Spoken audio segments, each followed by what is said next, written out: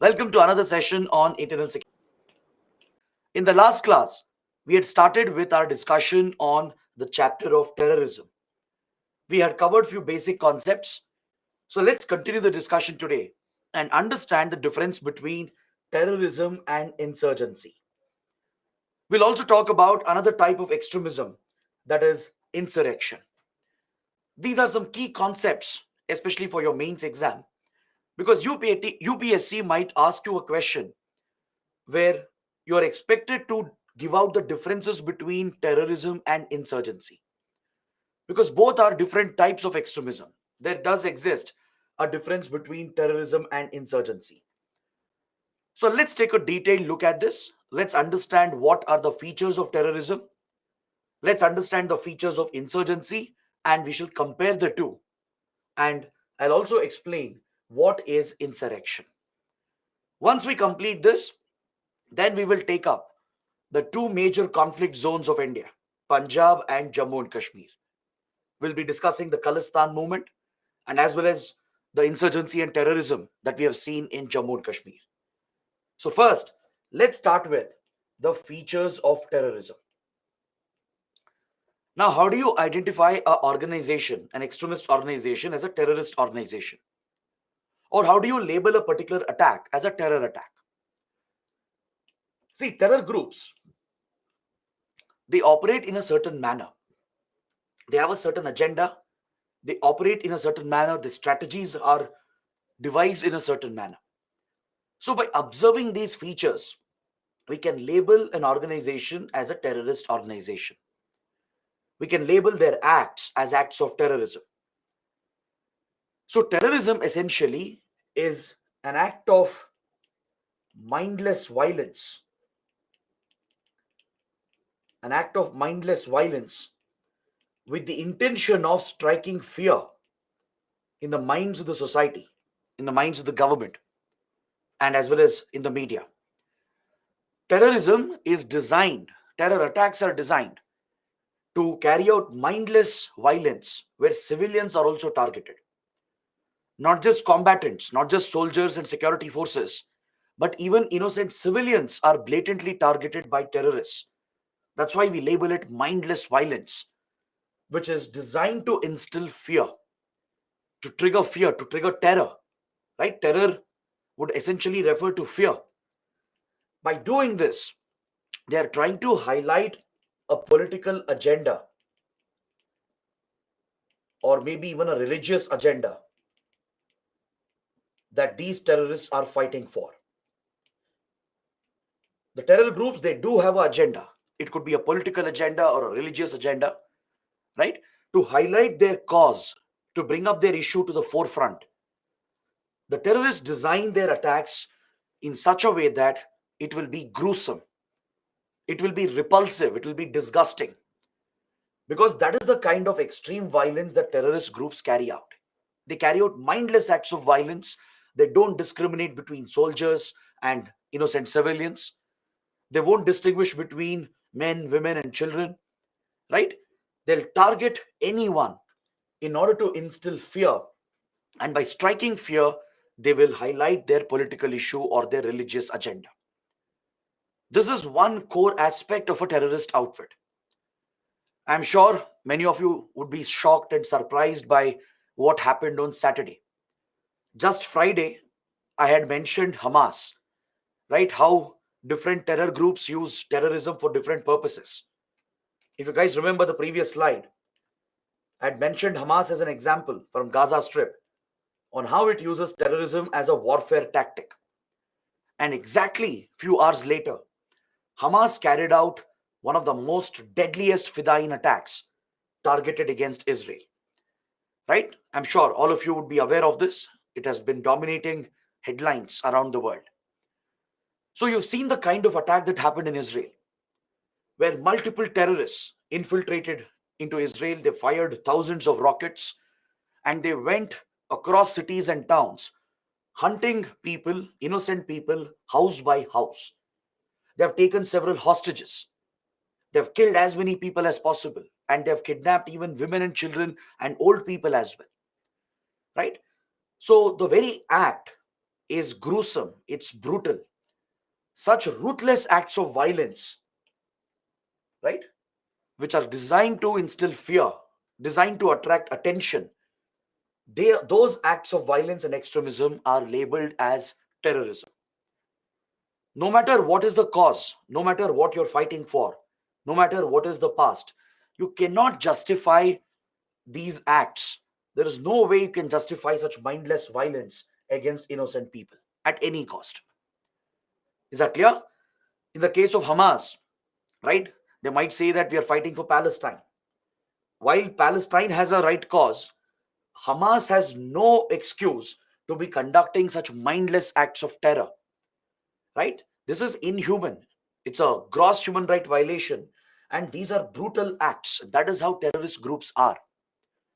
You look at Lashkar-e-Toiba, Al-Qaeda, Islamic State. All these are ruthless and brutal organizations, and their terror attacks are designed to commit mindless acts of violence. Their design is to strike fear in your minds so that they occupy your agenda, your discussion, your minds. They can push their agenda into your agenda. They can highlight the agenda they are fighting for, bring it to your discussion room, to your coffee table, into your family rooms, right? The idea is to bring up these issues, bring up their agenda into the forefront and grab maximum attention, as much attention as possible. So a terrorist outfit, a purely terrorist organization, usually they do not attempt to challenge government forces directly. Is that clear? This is one feature of terrorism. But of course, this is a general discussion. There can be exceptions. In general, a pure terrorist outfit will not openly and directly challenge challenge the government forces. They hit the government forces through surprise. They don't take them on directly. They don't invite an open battle with the government forces. You look at Lashkar-e-Toiba, how it operates. You look at Jaish-e-Mohammed. They do target the Indian government, but they don't invite the government to an open conflict. A direct confrontation is not sought by the terror groups. Rather, they strike at will. They try to carry out these sudden surprise attacks. Same with Hamas as well, right? Hamas, you might think it's targeting government forces, correct? But they're not inviting a direct confrontation. The attack which happened on Saturday as well, right? It was a surprise attack. Now compare this with what Maoists do. Please make a comparison. Make a comparison between Lashkar-e-Toiba or Hamas and Maoist outfits or Naxals. Naxals, who are insurgents, they are inviting an open battle with the government forces. They're directly challenging the government's authority. Usually, terrorist groups don't do that. Is that clear? They will attack government forces. That is different. They are not inviting an open battle or open confrontation with the government forces. That is one feature of terrorism. They rely on these surprise attacks where they strike at will when they want. When they want to bring up some issue to the forefront, that is when they will strike and carry out attacks, be it against civilians or against government forces. The other important feature of terrorism is that these acts of extreme violence is designed to grab maximum attention. Terrorists are attention seekers. Without attention of the public, government, and the media, the terror attack is a failed attack. If no one pays attention to it, the terror attack doesn't serve any purpose. The true intention of a terror attack is to grab maximum eyeballs. And that is why terrorists, they put a lot of effort into planning and they try to execute sophisticated, complex, spectacular attacks. Why do you think Al-Qaeda went to the extent of hijacking multiple aircrafts and flying them like missiles into key buildings in the US? Why put in that effort? Why do you think Lashkar-e-Toiba infiltrated Mumbai through the sea route and carried out a Fidayeen-style attack on 26/11 in 2008? Why do you think Hamas fired thousands of rockets and infiltrated hundreds of terrorists into Israel and went on a shooting rampage? There are other ways, simpler ways of carrying out these attacks, right? They could have simply just fired the rockets or placed bombs, but why do they go to this extent? to take hostages, to create a complete hype around the incident. The reason is they're looking for publicity. Without publicity, terrorism serves no purpose. The true purpose of terrorism is to bring out their agendas, their political, religious agenda, and this can be done only by striking fear. And fear can be established in the society, in the minds of the government and media as well, by grabbing the attention, by taking everyone by surprise, by creating chaos. So that is the reason why terrorists, they carefully choose their targets. They choose high value targets. Have you ever heard of Jaish-e-Mohammed carrying out an attack in some remote forest? Right? They don't do that. They look for high profile targets. They attack the Parliament of India. They've attacked military bases of India. Why put in that effort? Why take that kind of risk when they can carry out simpler attacks? The reason is simple attacks will not get you attention, right? The more sophisticated the attack, the more serious the attack, and higher the value of the target, they're going to get maximum attention, right? So if you look at 9/11 attacks as an example, right? Al-Qaeda chose very important buildings that represents America, right? Why crash into World Trade Center? Why strike the Pentagon? Same with 26/11 Mumbai attacks. If you look at how the attackers went through Mumbai, they targeted five-star hotels. They were looking for foreign passport holders. They targeted a Jewish prayer house. They targeted a railway station, a very busy, crowded railway station. Why put in that effort and take the risk when they can carry out simpler attacks? Right? So terrorists, they take this risk. They put in that effort. They take that extra effort to carefully choose their target, and they always go behind high-value targets. That's why they try to attack government buildings, key government buildings, strategic facilities, or crowded places, right? They choose their targets very, very carefully. That is when maximum attention is guaranteed from the media. Now you tell me, in newspapers, you've been reading newspapers for such a long time. All right, let's say there is a small explosion in Mumbai. In a crowded place, there is a small explosion. One person is injured. In a remote forest in Dantewada, there is a Naxal attack and around 10 soldiers have been killed. Now, which attack do you think will be on the front page, grabbing more attention? Clearly, it is the first one. An attack on Mumbai, even though it's a minor attack where no one has been killed, right, will grab more attention compared to some attack happening in a remote area. That is one core difference you find between insurgents and terrorists. Terrorists are looking for attention. They want to strike fear. They want to establish their presence to bring up their issues, their agenda that they are fighting for. So that is why they carefully choose the target. They plan their attacks in such a way that it becomes a spectacular attack. Something you have never heard of, something which is unprecedented. They strike fear by showing that they can strike anywhere at any time. This is where the fear factor lies. Right? The public, the government, the media, we will pay more attention to the incident. Right? When we feel that the attack took us by surprise. It could happen anywhere. It could happen to any one of us. So this is the USP of a terror attack and a terrorist organization. These are some classic features of terrorist outfits. They choose their targets very carefully. They go for symbolic targets. They try to attack on important dates or maybe festivals. They'll target religious places. Right? The whole idea is to grab attention and strike fear. And the effectiveness of a terror attack lies in the fact that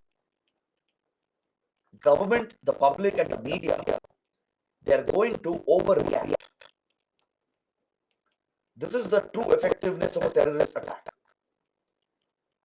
The terror attack itself is not the final objective of these terrorists. The terror attack is designed to trigger It's designed to push you, provoke you, motivate you, so that governments and the public and the media, they overreact. When you overreact, you're likely to make the wrong decisions. You're likely to make hot-headed decisions, which will actually serve the purpose of the terrorists, because that will bring their issue to the forefront. Now you take Pulwama attacks, or the Balkot airstrike that India carried out after the Pulwama attacks, right? The Pulwama attacks were designed to provoke the people, provoke the government. If 40 Indian soldiers are killed by a suicide bomber, it is bound to trigger passions. People are going to call for revenge. The media is going to explore this issue and publicize this issue, which will bring a lot of public and media pressure on the government. And governments which become a little defensive following an attack, they try to overcompensate. They become overreactive to show that they are strong. All right. Now look at Israel's response as well. Of course, Israel has every right to retaliate and defend itself. But as an academic discussion, I'm trying to show you the analysis. Governments become more proactive when there is a very serious incident which has happened. Right? If people are panicking and if there is complete media attention on this incident, governments are forced to come out and make a strong statement, just to at least show for the public, to show the world that they are strong, they can retaliate, they will take some action. It is this reaction of the government, the public, and the media that the terrorists look for. This is where their success lies. The moment you do that, in a way, you're serving their agenda. Correct? Now you take the latest attack in Israel. The Palestine issue was slowly dying out over a period of time. Even Saudi Arabia and Israel were about to strike a deal. So with this major incident, with one incident, Palestine agenda is back on the table, and it could change the very dynamics of West Asian geopolitics, because governments are overreacting. They will, and that is how it works. It's understandable. I mean, it's human nature. Obviously, when you lose your loved ones, when innocents are killed, your blood will boil, you'll call for revenge. Right? Governments will try to show that they are strong. And this is what you see following a terror incident. The US went to a war against Afghanistan following the 9/11 attacks. Right? So this is where the true effectiveness of terrorist attacks lie. With minimal effort, they can trigger an overreaction that could drain our resources. Because the cost of war is very, very high. Right? In the immediate aftermath of a terror attack, it might seem like an attractive option to go to war and punish the perpetrators. But in the long run, if you take a long-term perspective, if you look at the consequences, right, the losses are going to be severe. Financial and the human cost would be severe. But of course, that does not mean that you need not retaliate. Of course, every government has the right to retaliate. And that is how you send the right message to the terrorists as well. Right? You impose a cost on them as well. But I'm just trying to present the other side of the story, other side of the picture. So the effectiveness of terrorist attack lies in the reaction that they draw from the public, the government, and the media. They will overreact when the target is more high profile, when the attack is more sophisticated, and when more people are killed, especially more civilians are killed. So that is why they engage in mindless violence, brutal violence, and they try to kill as many people as possible. They accept no limitations.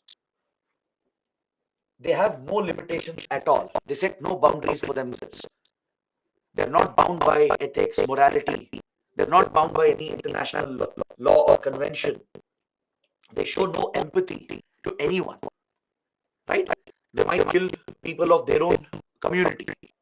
They might kill old people, young children, women. Right? They'll not distinguish. They'll not even distinguish between security forces and civilians. All they want is more deaths and injuries, as much violence as possible, so they can grab the maximum attention. This is a classic feature of terrorism. Usually, they do not attempt to control territory. Pure terrorist outfits, usually they don't look to control territory. They don't look to form the future government.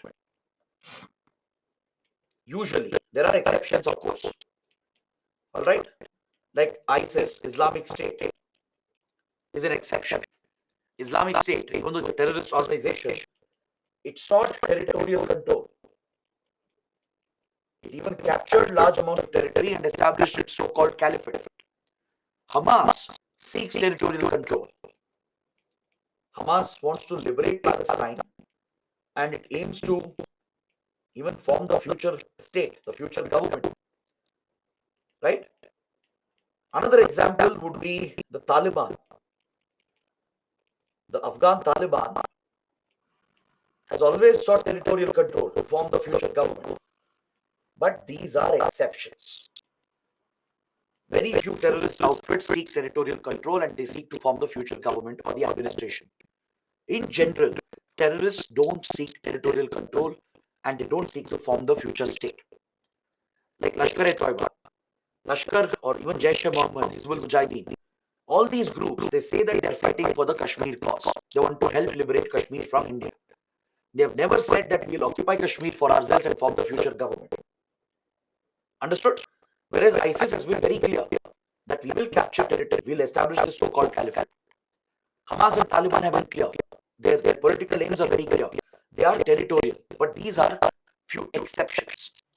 But in general, a terrorist outfit will not seek territorial control or they don't seek to form the future government.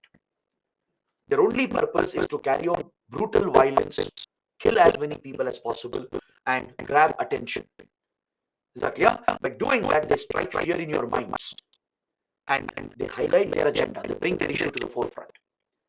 So this is what distinguishes a terrorist outfit. All right. So there are many examples: the 9/11 attacks, the 26/11 attacks. The list goes on. India, especially, has been one of the biggest victims of terrorism. Right? Especially state-sponsored terrorism has been the biggest concern for India.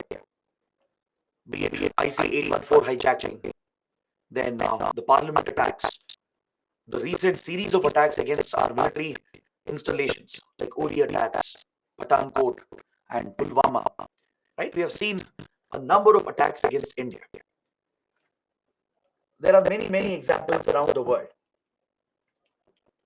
The Munich Olympics attack in 1972, where Israeli athletes were targeted by Palestinian terrorists. Right? Palestinian terror outfits, they targeted Israeli athletes. They kidnapped them, held them hostage as well. So that's an example of a terror incident. So any such hostage situation, brutal bombing, shooting incidents, and even brutal torture which is committed, right? They all come under acts of terrorism and governments deal with them accordingly. Is that clear? So India has been one of the biggest victims of such terror incidents, starting right from 1993 till date. We are suffering terror incidents across the country, across Indian cities, in the conflict zones, right? We have been seeing terror attacks from a much longer time. So these are some basic characteristics of a terror group. This is how you can easily identify whether this organization is a terrorist organization. Now let's see what are the features of insurgency. You'll notice the difference. Now, this is something I can go through very quickly because you have already studied Naxalism. We have studied Maoism in the last two classes. You already know the Maoist doctrine. You know the features of Maoism. Exactly the same applies here.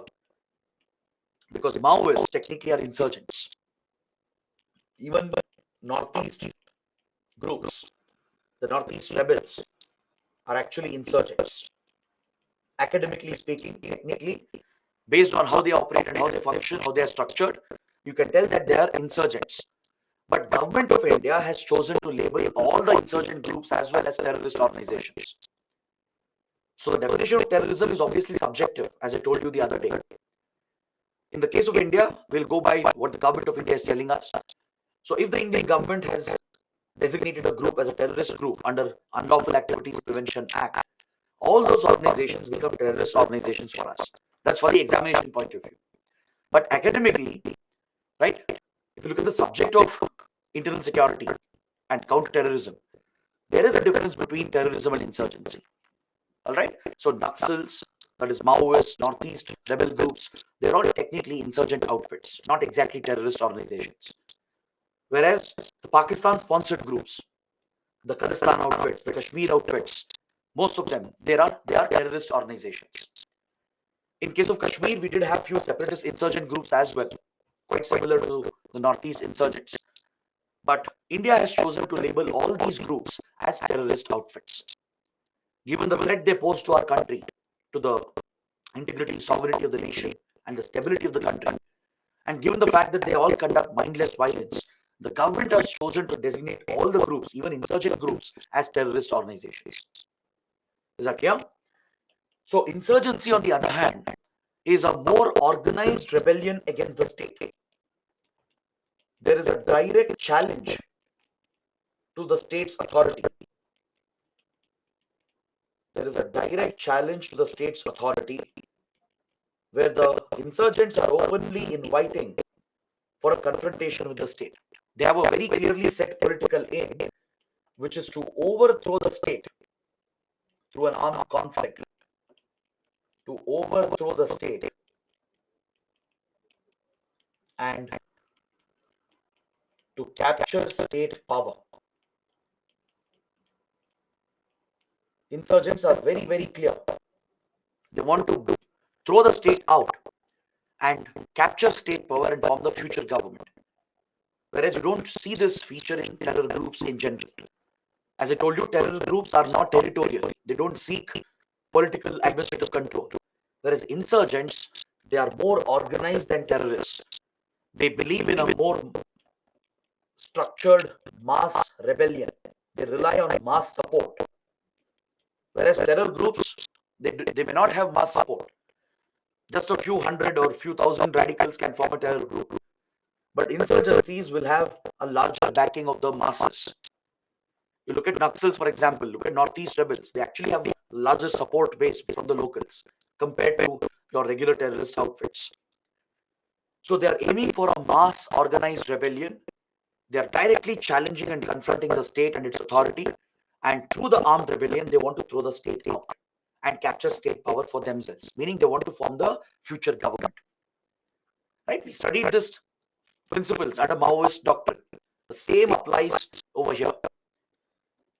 They are looking to control territory and they work in a very, very organized manner to achieve their goal. And even if it takes a very long time, they are ready for a protracted conflict. Is that clear? They're ready for long-term goals. They're not aiming for immediate results in few years or few decades. They're ready for a protracted war. That's exactly what Maoists do as well, right? Now look at Naga insurgency, for example. Naga insurgency started in 1947, even before India became independent. And it continues even today, almost 75 years plus. Right? Maoist movement started in 1967 and continues to thrive even today. The reason why the insurgent movements sustain more is because their core philosophy is different. They are ready for a protracted conflict. They're more patient compared to terrorists in that regard. And they are more organized, more structured. Terror groups are loosely built. They are very loosely structured. Whereas insurgents are very clearly structured. There's an organizational hierarchy. When discussing Naxalism, I told you that the Naxal groups, they have a clear structure within their organization. There will be a Politburo committee to make all the key decisions. There will be a separate armed wing, a separate branch for intelligence, separate branch for propaganda, separate branch for raising finances, right? So they basically replicate your government machinery. They try to create a parallel government. Terrorists don't do that. Terrorists will have few leaders and commanders, but they don't have such cadre level organization and such structuring you can't find in a terror outfit. But in insurgent groups, you find a clear structure in their organization. They try to mimic or replicate the government machinery because they have to prove to the people that they have the ability to form the future government. Especially, they have to prove to the locals who are supporting them, whom they have brainwashed and indoctrinated. They have to show them that they can form the future government and provide for better administration. So, since they are seeking power, they will also crave recognition. They are more conscious about their image compared to terrorists. Terrorists don't care about what others think of them. That's why they have no limitations. For terrorists, more brutal the attack, the better. But insurgents are not like that. Since they want to form the future government, they have to be a little more mindful. Tomorrow, even if they overthrow the state and capture state power, nobody will recognize them. Nobody will deal with them if they are brutal. So that is why they abide by certain norms. They abide by some principles. They abide with some basic ethics and norms, and they try to refrain from sporadic violence. Is that clear? Whereas terrorists don't hesitate at all. Terrorists will even use a child suicide bomber, right? But insurgents are a little more careful about their image. Insurgents, as much as possible, they don't attack the local people, right? If they do that, if they are sporadic in their acts, they will lose the local support. Locals will lose faith in them. So what they do, they carefully build their image. They create parallel governments-like structures, organize themselves thoroughly, and project to the world and the local support that they have the ability to form the future state. So they want recognition in the future. If they manage to throw the state and capture authority, they want that recognition from others. So as a result, they directly challenge the government, and they usually prefer guerrilla warfare tactics, ambush tactics, and they operate in the core zone. They don't carry out attacks in some random place. The place where they are fighting for, that is where they'll carry out their attacks. It could be forests, it could be remote areas, or it could be a city. Terrorists are not like that. Terrorists go for high value, high profile targets. That's why terrorists look for military targets, government targets, and high value targets. Usually terror attacks happen in urban areas or at strategic locations. But insurgent attacks are not like that. They happen in some remote forest. You'll not even hear about it. The media will not even pay attention to it because they're not looking for maximum attention, unlike terrorists. They're looking to challenge the government's authority. They're openly posing a challenge, saying that we are gaining mass support, we are going to stage a mass rebellion, and we'll throw the state out. We will form the future administration. That is what they're communicating to the local support members. So this is a straightforward feature of insurgency, right? Like Naxals, Northeast rebels. You find these features in those organizations. So if you compare Lashkar-e-Toiba and Naxals, Jaish-e-Mohammed and Northeast insurgents, you will become very clear about the differences regarding their goals, their strategies, and the method of their operations. Is that clear? Now, let's compare the two. Let's quickly compare the two. Insurgents normally target only combatants. Remember, I told you this point under Naxalism. The prime target of Naxals are the security forces, government buildings, elections, elected officials. Anything that represents the state is their primary target, not civilians. As far as possible, they try to not attack civilians and local people because they don't want to lose their support. Right? They don't want to be seen as a brutal entity because tomorrow no one will give them recognition even if they come to power. So they mainly target the state and anything representing the state. So they target combatants and security forces. Whereas terrorists, as we studied, they will target anyone. They'll target combatants, innocent civilians. They'll not distinguish between anyone. Insurgents are seeking territorial control, whereas usually terrorists don't. Another important difference, right? Insurgents usually, they want territorial control. They want to capture the area, liberate those areas, throw the state and capture the state power. Terrorists don't usually have that objective. Apart from a few exceptions, terrorists don't have that agenda to capture territory. They replicate the state machinery, the insurgents, and they try to create the state's hierarchical organization structure. Whereas terrorists don't care about this. Terrorist organizations are loosely built, whereas insurgent groups are very clearly structured. They replicate the state machinery and they have a clear hierarchy. And finally, insurgents work more openly. They operate quite openly. They will clearly let you know where they are operating, which is their stronghold. Like you can tell, Naxals currently have a stronghold in the Dantewad region, in the Sukma district. Now you can't tell where exactly Lashkar-e-Toiba has a strong presence. Where can they carry out the next attack? You can't tell where Islamic State is going to pull off an attack, right? Because they work more covertly. They don't let their presence to be felt. They operate more secretively.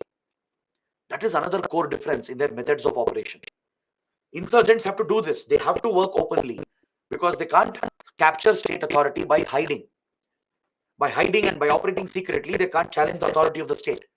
If they are directly confronting the state, they have to challenge them openly and invite an open war, open confrontation. That's why insurgents, they work quite visibly. You know exactly which areas are they controlling, where their stronghold is present. But terrorists don't usually let the presence be felt. They operate as discreetly as possible and as covertly as possible. So these are some primary differences that you find between terrorism and insurgency. So given that it's an important topic, a conceptual topic, I do expect UPSC to ask some question on these lines. UPSC might ask you to draw a comparison between terrorism and insurgency. It might ask you to list out the features of terrorism with examples. So it's always better to be prepared for these topics instead of just focusing on the regular topics which are part of the syllabus, right? So I hope it's clear for everyone as to what is terrorism, what's insurgency, and what are the primary differences. Now let's close this discussion by looking at the last topic here, which is insurrection. Insurrection is another type of extremism. Just like insurgency, terrorism, there is one more type of extremism called insurrection. Now, this term recently gained popularity following few incidents in the US and in Brazil. Some of you might remember when the recent presidential elections happened in the US, Donald Trump, he lost the election and Joe Biden clearly won the mandate. But despite the results being clear, Donald Trump refused to concede defeat. He started spreading fake news that the elections had been manipulated. His right-wing extremist followers, they actually believed that elections had been manipulated, and they tried to disrupt the electoral process by attacking the US Capitol building. The US Capitol, right, which represents the American democracy, was brought under attack when the final steps of the election process was being carried out inside the building. It led to violence. All the right-wing extremists who were followers of Donald Trump had assembled. They attacked the security personnel. They stormed the building trying to disrupt the elections, right? So this was a direct act of insurrection. It led to violence, deaths and injuries as well. Something similar happened in Brazil later. Brazil also was under a far right-wing leader, Jair Bolsonaro, very controversial leader. So Brazil went to elections and even Jair Bolsonaro refused to concede defeat. He was drawing lessons from his friend, Donald Trump. Both were very good friends, right? In democracies, peaceful transfer of power is the core feature. When leaders don't concede defeat officially, when they don't accept defeat, and upon that, if they spread lies and fake news that elections are rigged, that could have dangerous consequences for the democracy. This is the biggest threat American democracy has faced in many, many decades and centuries, right? It's a result of Donald Trump and the lies he was spreading. The same would happen in Brazil as well, because Jair Bolsonaro claimed that elections had been rigged without any evidence. He refused to give up and he refused to concede defeat. So his extreme right-wing followers, they went on a rampage. They attacked government buildings and tried to disrupt the electoral process, causing major destabilization in Brazil. These acts were labeled by the media as acts of insurrection. Is that clear? That's one reason why the term becomes more important. So what exactly is an insurrection? How is it different from your terrorism or insurgency? See, insurrection can be of different types, but insurrection essentially is a refusal to obey authority. If a group of people, a large group of people, if they rise up and if they target the authority and if they refuse to obey the orders, if they deliberately break the orders and refuse to obey the authority, and if they try to take control from the authority, those acts are acts of insurrection. Is that clear? So insurrection can be both violent, it can turn to violence as it did in US and Brazil, or it could be non-violent as well. Peaceful insurrection is also possible. For example, in our freedom struggle, there were acts of insurrection by our freedom fighters, like the civil disobedience movement, the Swadeshi boycott movement, right? We refused the authority. We refused to follow the British rules. We broke British laws and went against it deliberately. We broke the salt taxation laws, right? By carrying out the Dandi March. We carried out the Quit India movement, even though it was explicitly prohibited by the British. So when you challenge the authority and try to wrest control from the authority and openly stand up against it, that is an act of insurrection. So it could be peaceful, which can be seen as democratic as well, but it can get violent and turn into an extremist act. All right. So there are many more examples you can think of. The Anna Hazare movement for Lokpal bill. This was an example of non-violent insurrection. Then the Iran Revolution of 1979. It's an example of violent insurrection where Shia radical clerics, along with Iranians, they rebelled against the Iranian government, against the Shah of Iran. And this revolution turned extremely violent and the Shah was thrown out and Shia radical clerics captured power in Iran. So Iranian revolution, which turned violent, is an example of violent insurrection. The Arab Spring movement, which spread across Middle East and North Africa in 2011, is another example of violent insurrection. It was a revolutionary pro-democracy movement that spread from Tunisia to Egypt to many other countries, including Syria, Bahrain, Saudi Arabia, Iran, all these dictatorial countries. They saw an uprising, a pro-democracy uprising. And in many countries, it turned extremely violent. So these are violent acts of insurrection. These are examples of violent acts of insurrection, where orders are deliberately broken. Protesters will stand up and wrest authority from the state and they disobey the orders deliberately. Is that clear? So it could be non-violent as well, as we saw during our freedom struggle and the Anna Hazare movement as well. So all these are different examples of insurrection.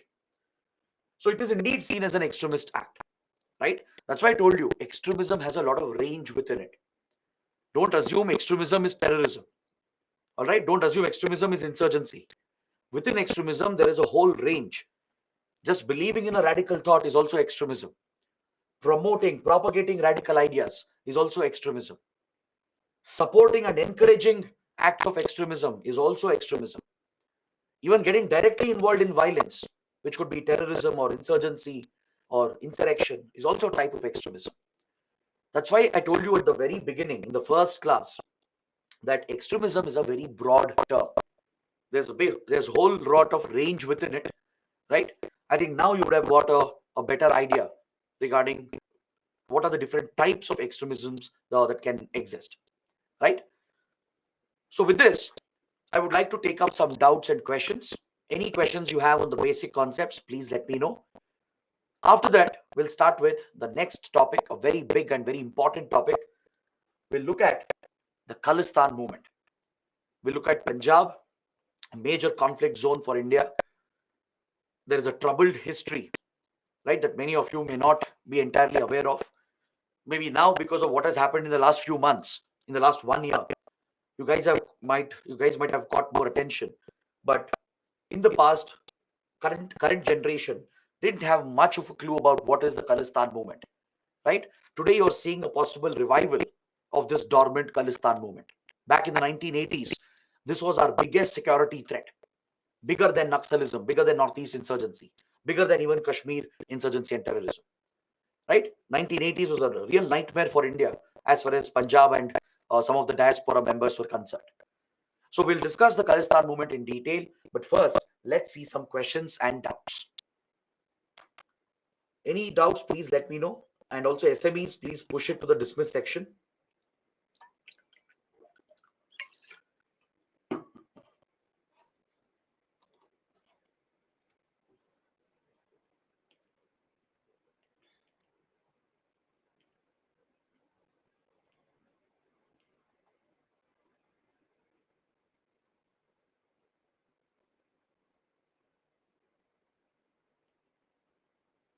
Pratyaksh is asking how Anna Hazare movement was an insurrection. They never disobeyed. See, any act of protest against government orders becomes an insurrection. In the case of Anna Hazare movement, there were prohibitory orders imposed, and still the Lokpal movement went on against the prohibitory orders. Right? So that itself becomes an act of insurrection. Now let's say the government has imposed Section 144. It has prohibited the assembly of more than 4 people. And yet there's a peaceful protest carried out. That is also an act of insurrection, technically speaking. The farmers' protests, right? The Kaveri protests, they all become acts of insurrection. Any disobeyal of authority, any disobeyal of orders from the state becomes an act of insurrection.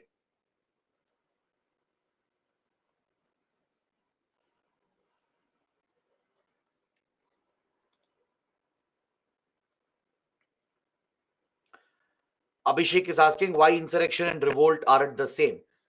They are pretty much the same. They are synonyms. Synonyms. Insurrection and revolts are pretty much synonymous of each other. Next, any question? Santosh is asking, sir, what's the aim of Northeast insurgents? We'll come to it, don't worry. We have a separate chapter for Northeast insurgency. Shushmit is asking how insurrection is different from insurgency. In insurgency, there is definite violence. There is large-scale violence involved in insurgency, but that's not guaranteed in insurrection, right? In insurgency, there is a clear attempt to throw the government out itself and capture state power, but that's not the case with insurrection. It need not be the case with insurrection.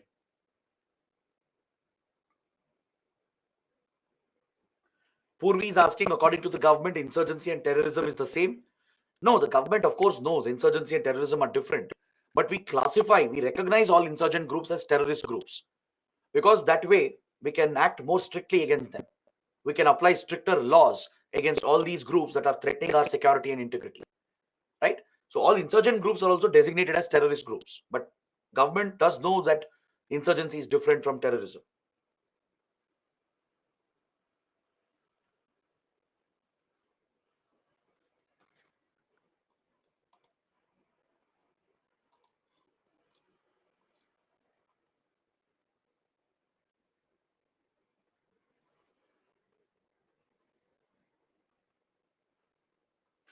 Chituri is asking, communal riots come under which type? Communal riots are a law and order situation.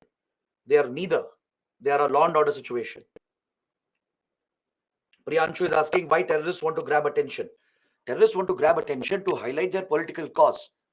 Now, Lashkar-e-Toiba wants to grab attention to bring up the Kashmir issue, to internationalize the Kashmir issue and bring pressure on India. Hamas wants to grab attention to bring up the Palestinian issue, right? To bring forward their political agenda, their religious agenda. Terrorists try to grab attention through their attacks.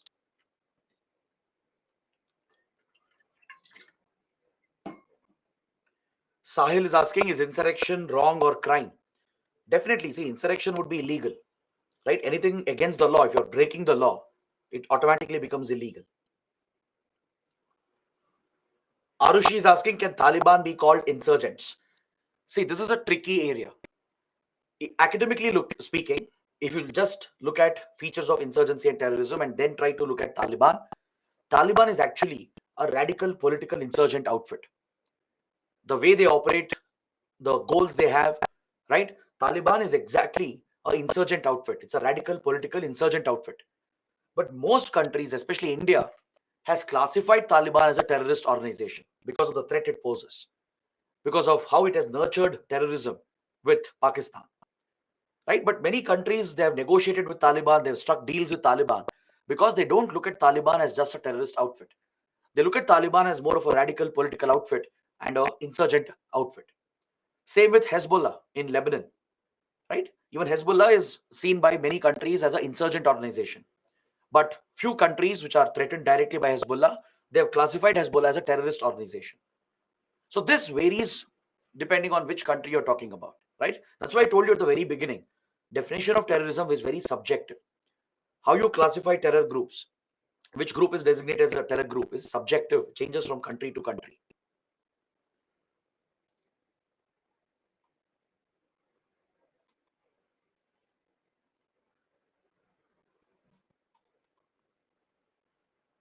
That's it. Any other questions? Neither, actually. It was a coup attempt. Mohana is referring to the private military contractor of Russia, the Wagner Group, headed by Eugeny Prigozhin. Recently, he led his private militia and marched towards Moscow, stating that he wants to throw out the defense minister and bring out changes in the defense ministry of Russia. This was an act of committing a coup against the government itself, right? So that exactly won't be insurgency or insurrection. It was an attempt to throw the state out and capture power, where the attempt was made by an armed force backed by the state. So that becomes a coup attempt.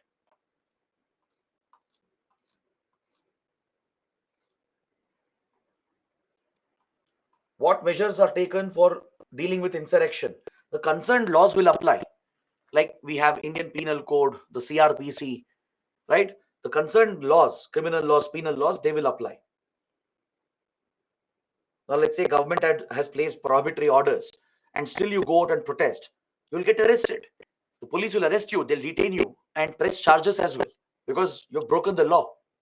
So concerned laws, depending on what you've done, will apply. Pratyaksh is asking, can we say insurgency is a type of insurrection? No, you can't. Insurgency and insurrection are clearly different. Insurgency always has an element of violence. Insurrection need not have that.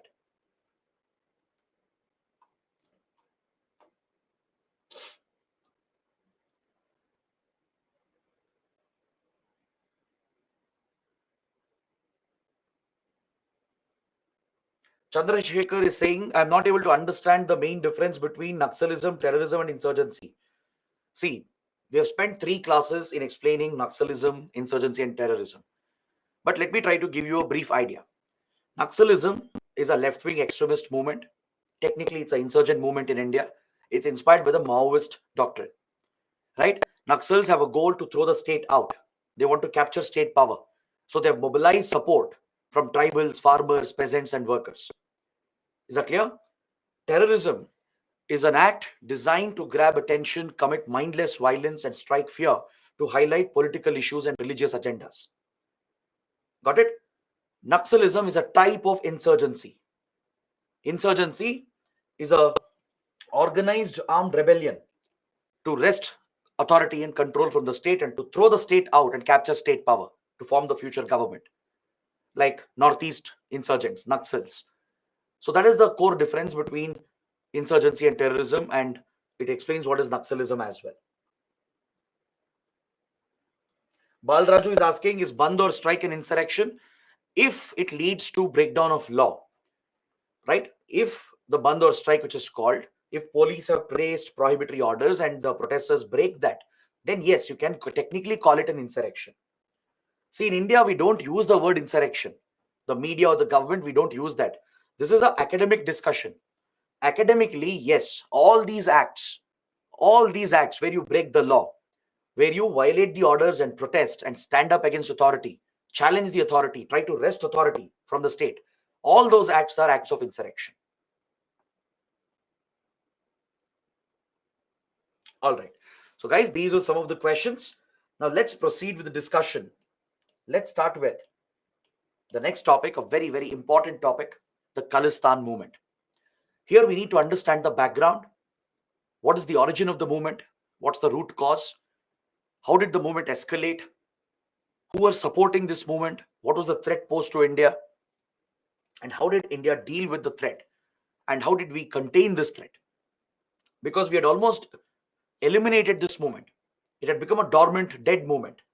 But now, suddenly, in the last 15 years, from 2010, we are seeing proactive attempts in India and around the world to revive the Khalistan movement. The revival of Khalistan movement is not happening in last few months. Just because you've read it in news, don't think it's happening only in the last few months. The revival attempt is going on from 2010. All right? So this is what we need to study and understand. The Khalistan movement is a radical, extremist, terrorist ideology led by Khalistani outfits.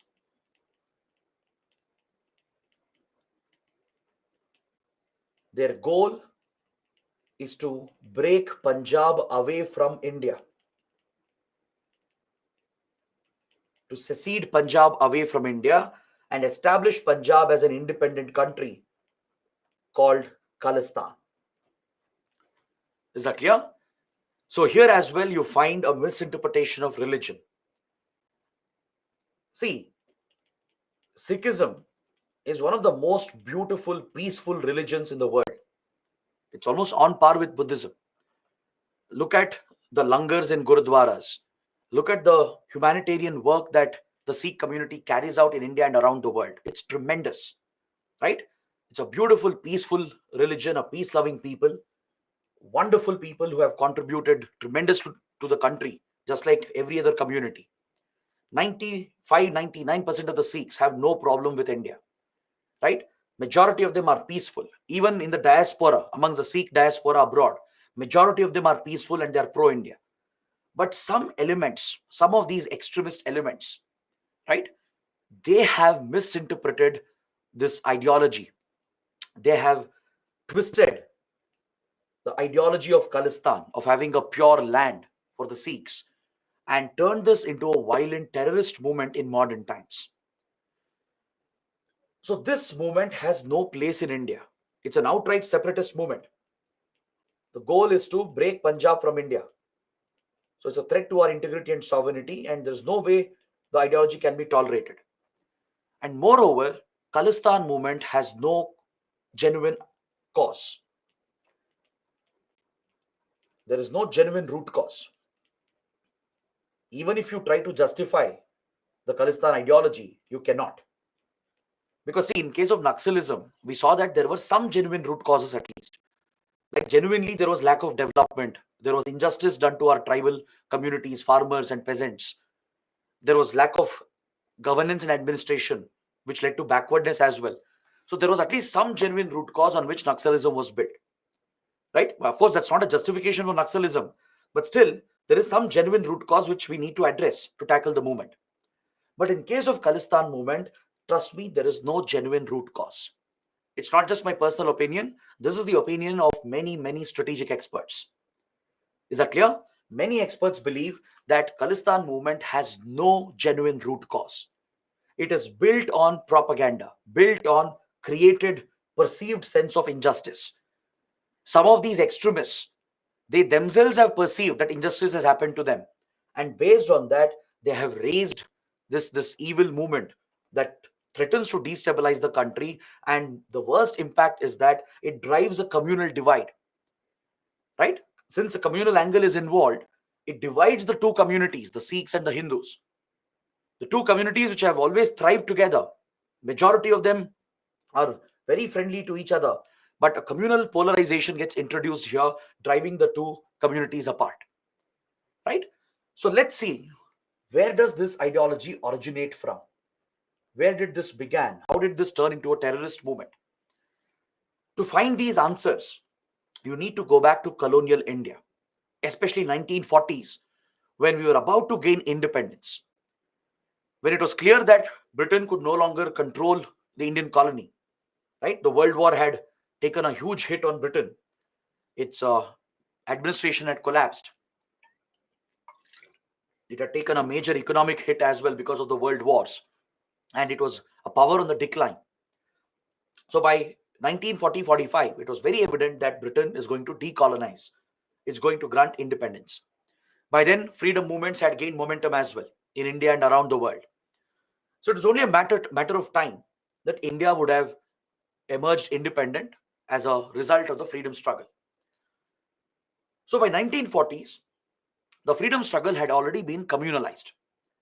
There was a strong communal divide between the two major communities, that is Hindus and the Muslims. The British themselves had encouraged the communalization by backing extremist forces in Hindus and Muslims. They would back the idea of Muslim League and leaders like Jinnah to push for a exclusive communal state called Pakistan, a separate state for Muslims, an exclusive state for Muslims. Right? That was a clear communal partition, a communal agenda of Jinnah and the Muslim League, which was backed by the British. Similarly, they would back Hindutva extremists as well, like Hindu Mahasabha, to try and push India to become a Hindu state. Fortunately, thanks to our founding fathers, thanks to the far-sightedness of our freedom fighters, we became a secular nation, a diverse country accepting all faiths, all ideologies. Contrary to what Pakistan became. Pakistan became a theological, inward-looking state.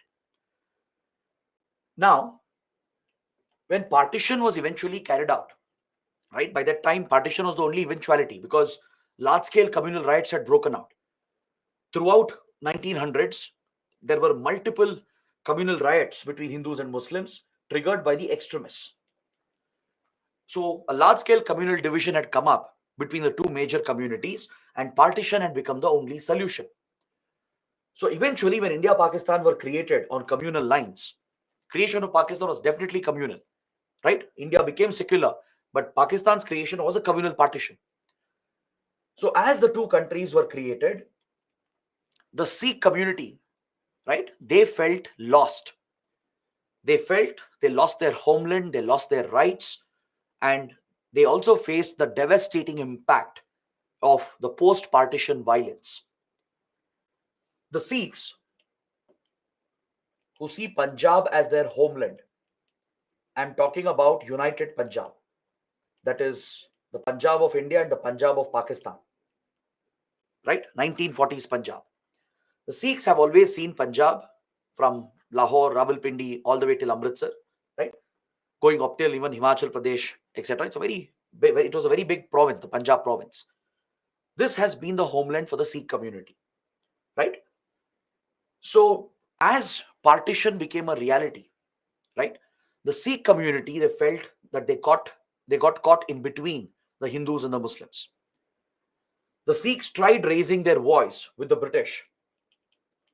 They tried to seek a separate state to ensure that Punjab would belong to the Sikh community.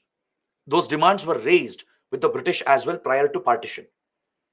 Since it had become clear that Pakistan would be created, would be carved out of India, and it would be allowed to become a theological Islamic state, the Sikhs also wanted to have their own homeland, their own state, and some of them, at least some of the Sikh leaders, they weren't comfortable in being part of India or Pakistan.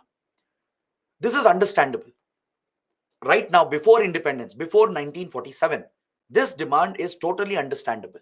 Such demands were there from every community, right? From South India, from the various kingdoms in Rajasthan, Madhya Pradesh, even in Northeast India, the kingdom of Travancore, the Nizam of Hyderabad, right? They all had their own demands. Raja Hari Singh of Jammu and Kashmir, they all had their own demands. Nothing wrong with that.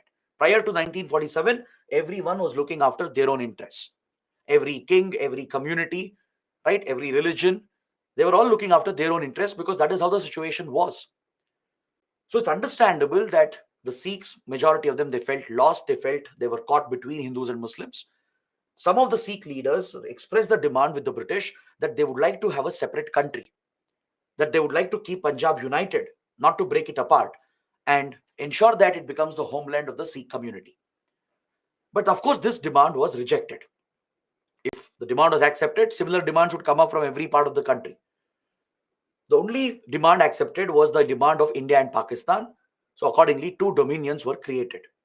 Right? The partition happened, two dominions were born, and following partition, there was large-scale communal violence. As migration started happening, right? Many people started coming back from Pakistan to India. Many started migrating from India to Pakistan. This was a human tragedy. There was a massive refugee crisis that occurred. And there were very widespread and violent communal riots that broke out between Hindus and Muslims. Right? The extremists on both the sides would unleash brutal violence following the partition, and the Sikhs were caught in between. Even some of the Sikh radicals would get involved in the violence to protect the community. They would attack the other community as well. So towards Punjab, when the communal violence happened following partition, right, apart from Hindus and Muslims, the Sikhs were also caught in this communal violence. So this led some of the Sikh leaders to believe that they never had a future either in Pakistan nor in India. They realized that Pakistan is definitely not an option for them. Pakistan would immediately start purging religious minorities. As soon as Pakistan was created, it immediately adopted a rigid version of Sunni Islam as its state religion, to become a theological state, and it would start targeting religious minorities. Hindus, Sikhs, Buddhists, Christians, even Muslims who don't abide by the Pakistani version of religion, they're all targeted and persecuted in Pakistan. So Sikhs realized that they had no future in Pakistan. There is no way that the community can thrive in Pakistan. It had become a radical theological state. With India as well, even though the community merged with India, most of the Sikhs came back to India as well. Even though India tried to integrate the community and give them equal opportunities, there was a sense that eventually India would be a Hindu majority state. India could be secular. Constitutionally, we are secular. But socially, if you look at the demography, majority of them are Hindus. So some of the Sikh leaders, they had concerns. They were worried what will happen to the community. Will they get equal treatment? Will they get equal rights? So eventually the partition happened and Punjab was broken. Right? A half part of it fell into Pakistan. The other half came into India. Back then, the Punjab province was very large. It included not just the current state of Punjab that you see on the map. It even included Haryana. It included Himachal Pradesh as well. It was such a big province, right? So as soon as independence came and most of the Sikhs came back and migrated back to India, some of the Sikh leaders, some of the Sikh political leaders, some of them were actually slightly radical and too political. They started a socio-cultural movement called the Punjabi Subha movement in 1955 under the leadership of the Akali Dal, right, which is a religious political organization. They started a movement called the Punjabi Subha movement. Akali Dal is a right-wing organization, right? It's a religious political organization. And this outfit started nurturing a radical idea that they should fight for the rights of Sikhs. They should secure more rights to Punjab and the Sikh community. See, demanding rights through democratic methods is different. But raising unnecessary demands when there is no discrimination, when everyone is being treated as equal, and exploiting that politically is a different issue altogether. Akali Dal was primarily interested in the political interests, the electoral interests. Post-independence, Akali Dal leaders, they wanted to ensure they'll win elections all the time. They will not give any space for the Congress. At that point, Congress was the other major party, right? Akali Dal wanted to ensure that Congress will not win elections in Punjab.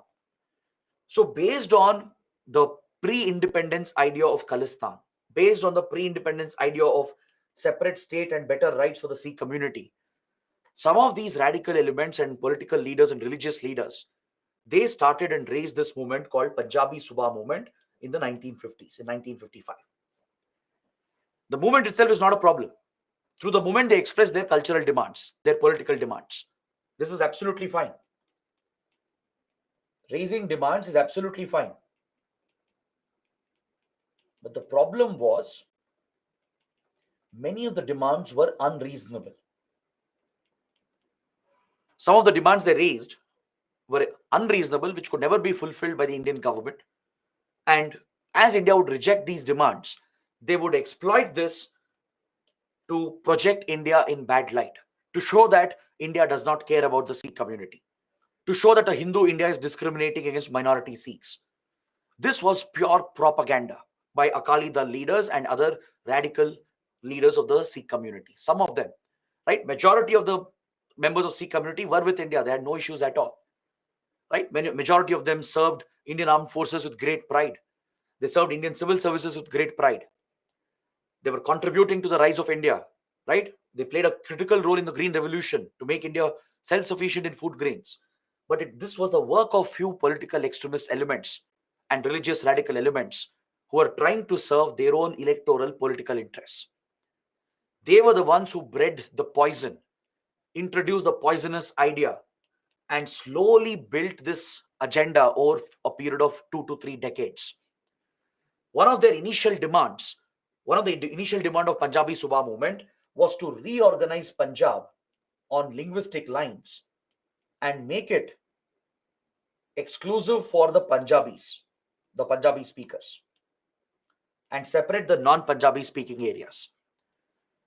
In polity and modern history, you would have studied about the reorganization of India, the internal reorganization of Indian states. This was one of the primary tasks after India's independence, right? To restructure the provinces and the states and to make them practically administrable units, right? Because some provinces were very large, some princely states and provinces were very small, and there was no logical basis on which the states were divided. So the government of India was facing one of the biggest tasks post independence, which was to reorganize India internally. So several committees were set up. You would have studied these committees as well in polity and history. There was the JVP committee that included Nehru and Sardar Patel as well. Initially, they saw whether language is feasible to create internal administrative divisions, whether linguistic states can be created. But they realized that if language is used, this could become a divide. It could increase divisions and affect our integrity and unity. So they dismissed language as a basis for reorganizing the states. There were other committees as well. They suggested various solutions, but none of them seemed to be working. Finally, the States Reorganization Commission, set up under Fazal Ali, the Fazal Ali Commission, would bring out its final recommendations in 1956, and it determined that language is the only viable basis to reorganize India. It supported the creation of linguistic states. After years of debate, right, almost 9 years of debate and discussions and deliberations, finally it was decided that linguistic division is the only viable option. Because prior to this, in 1953, the first linguistic state of India had been created, which is Andhra. Until then, government of India was hesitant. It was reluctant to create linguistic states because the fear was linguistic division would increase the divisions in the country and affect the unity and integrity of the nation. That's why JVP committee and other committees had rejected language as a basis. But in 1953, when Andhra got created, right, it didn't really threaten the integrity of the nation. If you look at the history of creation of Andhra, a very popular leader, Potti Sriramulu, he went on a hunger protest. He wanted to stand up for the Telugu speaking people, and he demanded that Andhra area should be separated from Madras. The Madras state was a very large state at that point. So to fight for the rights of the Telugu speaking people, the demand raised was a linguistic state. Initially, the government wouldn't accept the demand, but eventually, because of the hunger strike, Potti Sriramulu died. He sacrificed his life. This triggered massive violence in the Telugu speaking areas. Very similar to how Telangana got created later, right? It was a violent struggle that broke out. So to pacify the protesters, the government finally went ahead, carved Andhra out of Madras and formed the first linguistic state of India. The government later saw that it did not threaten the integrity of the nation. Once the Andhra was created, once it was carved out of Madras, the protest died out, it became very peaceful, and the demand of the Telugu speaking people had been met. So this gave confidence to the government of India that language can be a basis. Linguistic division can be done because it won't really divide the country. It's only a logical basis to create administrative divisions. Doesn't mean the states are exclusive. Now, doesn't mean Andhra is exclusive to Telugu speaking people, right? So based on this logic, Fazal Ali Commission supported linguistic reorganization, and India went about creating linguistic states. That's how all your linguistic states were born, right? Gujarat, Karnataka, Maharashtra, Tamil Nadu, Kerala, and many more. But please remember, none of the states are exclusive to a community or to a language. Now, Gujarat is not only for Gujaratis. A Tamilian can go to Gujarat, settle down, he'll have the same rights. Right? Within Gujarat, there is no division of Gujarati speaking areas, non-Gujarati speaking areas. A Maharashtrian will have the same rights in Karnataka.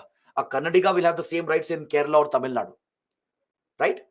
So language for reorganization is simply a logical basis, nothing else. It will not give you any additional right. Everyone is equal in the country. That's the beauty of the Indian Constitution.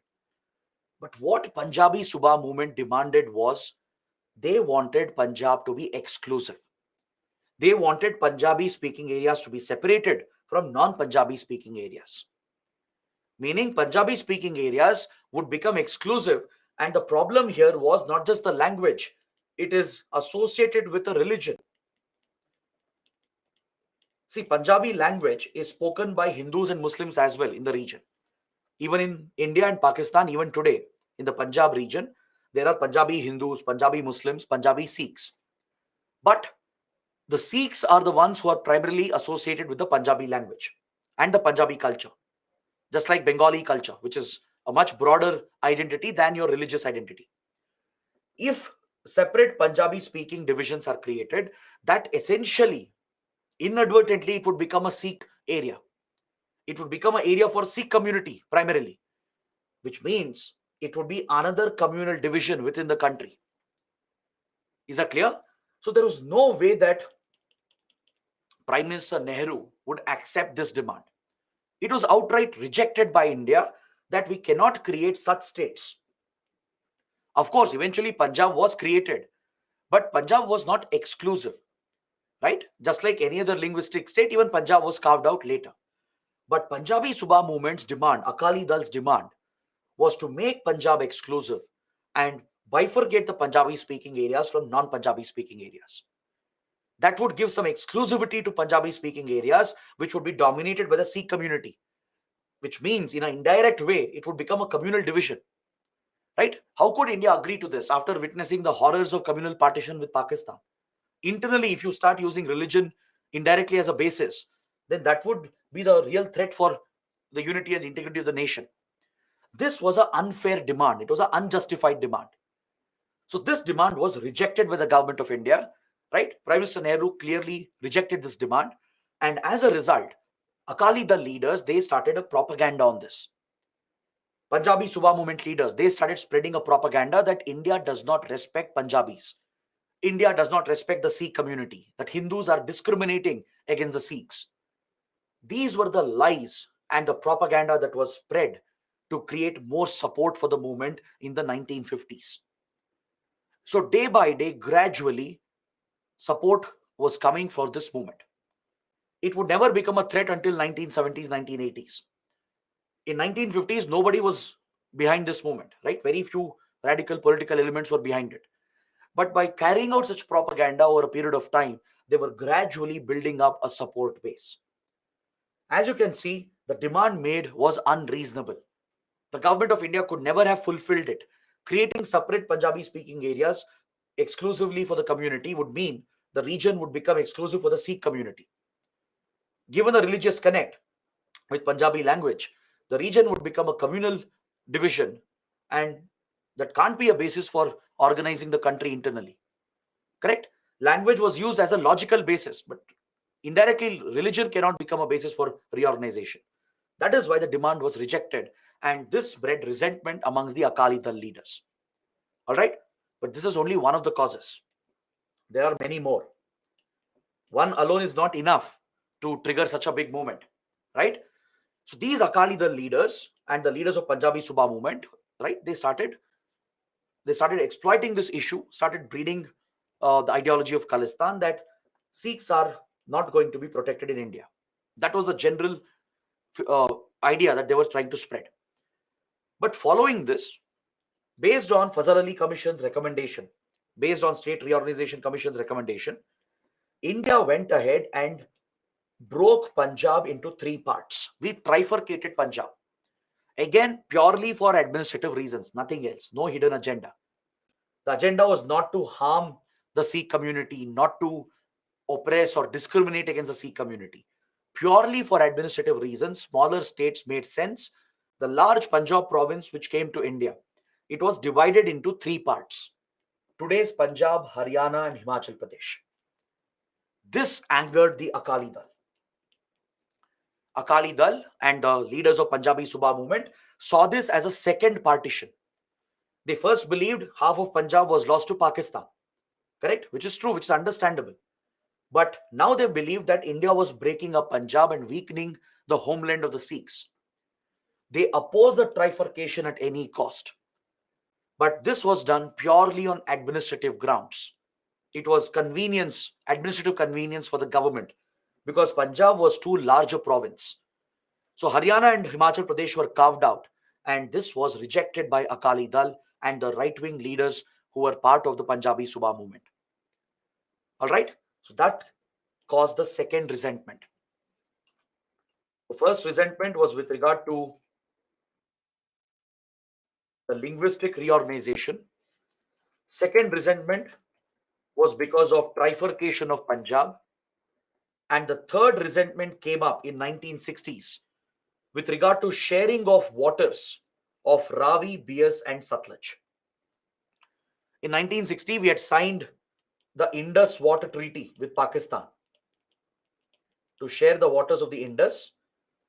Indus Water Treaty had been signed with Pakistan, right? So accordingly, the eastern rivers, Ravi, Bias, and Satluj, were largely assigned to India. Western rivers were largely allocated to Pakistan.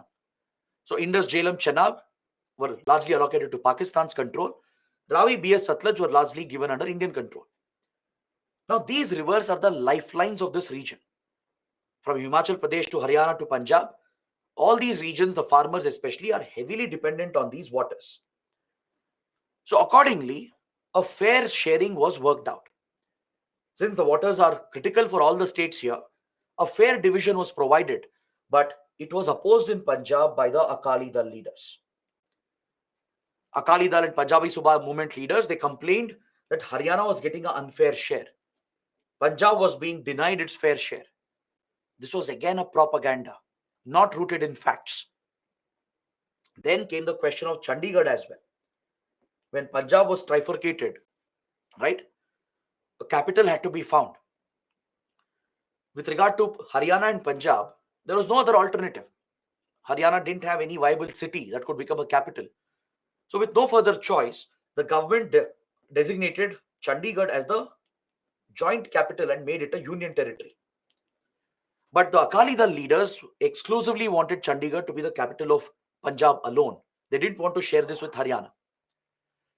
So India again had to take this decision due to convenience, nothing else, not to target the community. Chandigarh was designated as the joint capital of Punjab and Haryana and made a union territory, which would bring this under the administration of the center. Now, this was also rejected by Akali Dal, and they started spreading lies and propaganda that India was targeting the Sikh community.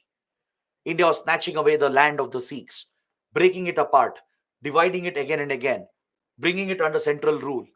Right? All such propagandas were spread by the political religious leaders of Punjabi Subha movement with direct backing from Akali Dal. So these events of the 1950s and 1960s, this is what served as the source, the origin of the Khalistan ideology. It was based on these perceived injustice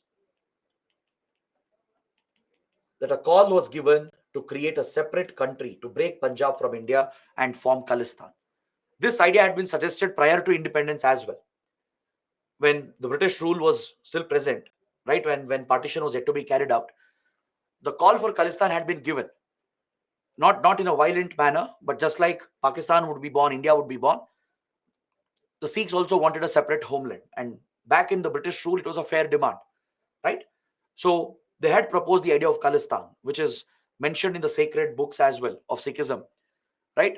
Khalistan is this pure land, the sacred land. And the demand was there before 1947, but largely on political grounds. But now, unfair demands were being raised by some radical political elements, primarily to fulfill their own political interests, nothing else. They would breed this sense of resentment and injustice. They would start their propaganda and campaign against India, saying a Hindu India was discriminating against minority Sikhs. As you saw, in all the cases, the decisions of the government was purely driven by administrative convenience, not with the intention to hurt the community or target the community. But some of these leaders, they would twist this, and they believed that this was injustice done to them. They would start propagating that a separate state should be formed, that Punjab should break away, that Punjab has no future with India. This was just the root, just the start, just the beginning. Until now, it was no threat to India. It was not a violent movement. It was just a political propaganda which was going on.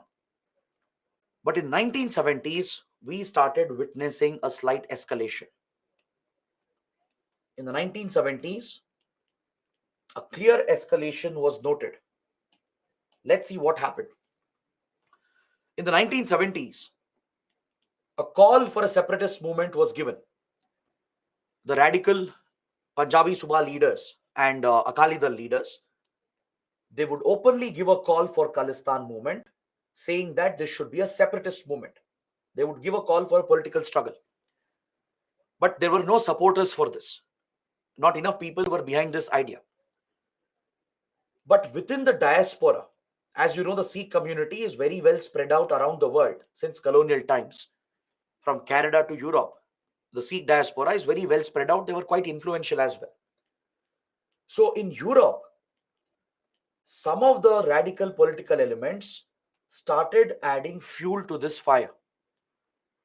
The initial fires had been lit, calling for a separatist political movement in India. Some of the members of the diaspora would associate with the ideology, and they would start backing this idea. And Dr. Jagjit Singh Chauhan was one of them. He would revive the idea in Europe. He declared that Khalistan had been formed. He unilaterally declared that Khalistan had become independent.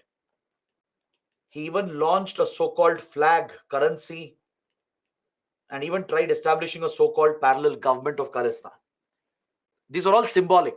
It wasn't that everyone supported this, but it was just a symbolic act.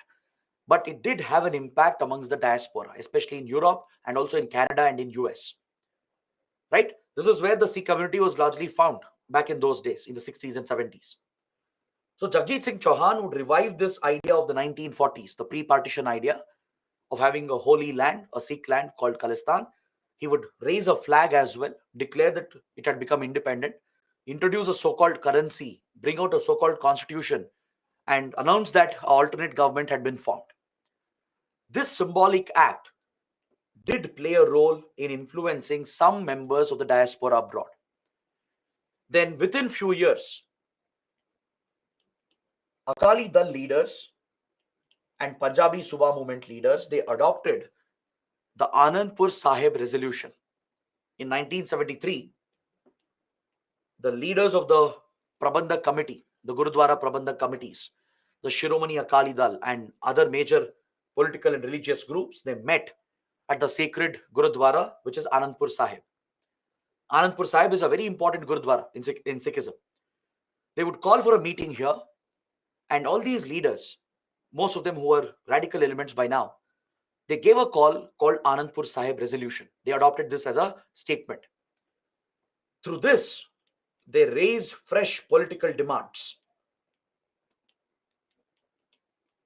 They would raise fresh political demands, asking for autonomy, more financial powers, administrative powers. All of them were unreasonable demands again. And the Anandpur Sahib resolution is seen as the precursor to the launch of the Khalistan extremist movement. It would contain very provocative words. It contained very instigating, triggering statements, which indicated that if demands are not met, it would become a violent movement. So Anandpur Sahib resolution, this document, right? In a way, it serves as the agenda, the political agenda of the Khalistan movement even today. Several political cultural demands were raised, and a threat was issued that if the demands are not met, then violence is going to break out. Separatist movement is going to break out. The Indian government rejected the demands, and correctly so. Such demands, unreasonable demands, couldn't be met. And as I told you, there was no genuine root cause. Not once had India discriminated against the Sikhs. Sikhs in general had no complaints about India. There was great communal harmony between Sikhs and Hindus. Rather, the divisions were not even evident between Sikhs and Hindus. We were all part of one country, right? Majority of the Sikhs were in favor of India, but it was some of these political elements, radical elements, who slowly bred this poison, right? And eventually, there were many unfortunate events that happened from 70s to 80s that triggered a mass movement. At one point, mass support came for Khalistan movement because of several mistakes and blunders that happened later, in the later part of the period. All right. So Anandpur Sahib resolution would serve as the manifesto of Khalistan ideology. India would reject the demands, and by now, more resentment had crept within these extremist groups. These political religious elements, right, who were leading these struggles, they would exploit all the issues that were there. They would further carry out extensive propaganda against India to try and trigger a separatist movement against India. But what is interesting is that till 1970s, it was largely a political extremist movement.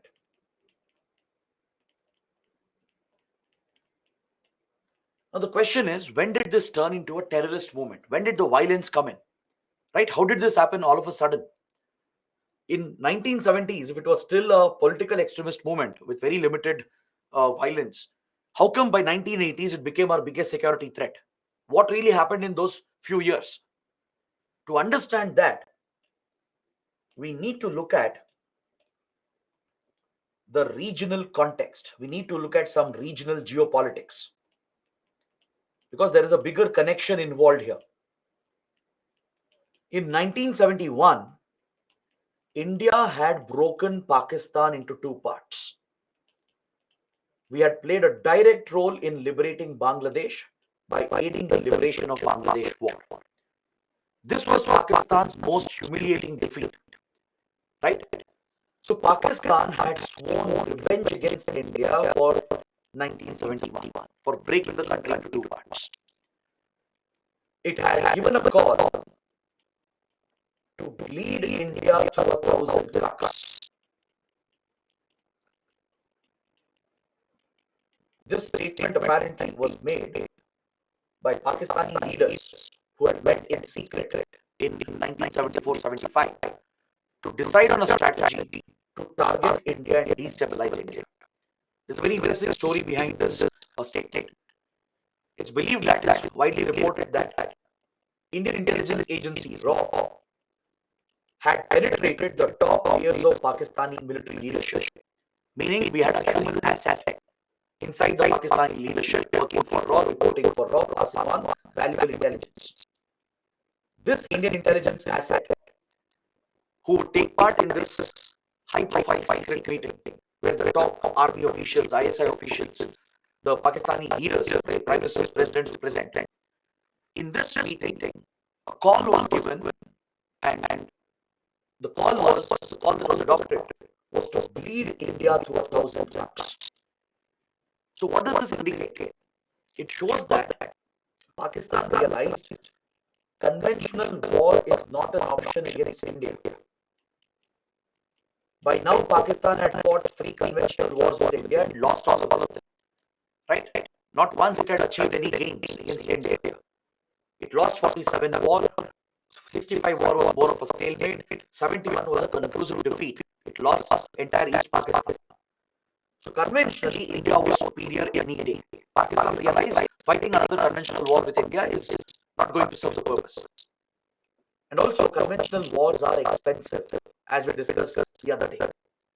Conventional wars have a very high human cost. So you can't sustain conventional wars cannot be sustained for a longer period. Is that clear? So the call adopted was to bleed India through 1,000 cuts, meaning instead of delivering one cut through one big war, the call was to cut India 1,000 times, to attack India 1,000 times by exploiting India's internal divisions, to exploit India's internal divides, trigger conflicts, riots, attacks, and destabilize the country through a covert proxy war. This was the strategy that the Pakistani leadership adopted at this secret meeting. Right?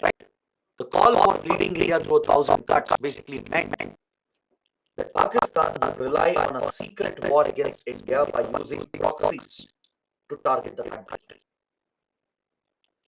So such a war is cheaper, the human cost is less, and such a war can be sustained for a prolonged period. Pakistan can continue to fund such a covert proxy war for decades together if it wants. And moreover, Pakistan can deny responsibility. As it is a secret war where proxies will be supported secretly, where state actors like Pakistani Army, the ISI, would secretly support non-state actors such as terrorist groups to target India and destabilize India. So Pakistan can deny the responsibility. You can't directly pinpoint the blame towards Pakistan, as it would be a secret proxy war fought using proxies on behalf of Pakistani state. So this was the strategy that Pakistan adopted against India. Right? Now it was waiting for an opportunity, the ideal opportunity where it could destabilize India. By this time, Pakistan had already meddled in Kashmir. It had constant interference in Kashmir. It was constantly trying to instigate a separatist war in Kashmir. It was also involved in the Northeast by now. By 1970s, Pakistan was already involved in meddling in Kashmir and the Northeast. It was backing few Northeast insurgents via East Pakistan and then later Bangladesh. Is that clear? But none of these movements would really pose a major threat to India at that time. So Pakistan was waiting for an ideal opportunity where it would cause large-scale destabilization of India. And this opportunity came up in the year 1979 in neighboring Afghanistan. Now, some of you might ask, how is Afghanistan connected to all of this? There is a direct connection. Afghanistan was invaded by the Soviet Union as part of the Cold War rivalry between US and the Soviet Union. This was the peak period of the Cold War. And Afghanistan was a neighbor of Soviet Union. Right? Soviet Union feared rising American influence in Afghanistan, and to counter the American influence, Soviet troops invaded Afghanistan and toppled the government and captured the country. So, as Soviet troops occupied and invaded Afghanistan, the US saw this as an opportunity to wage its own secret war to target the Soviet Union.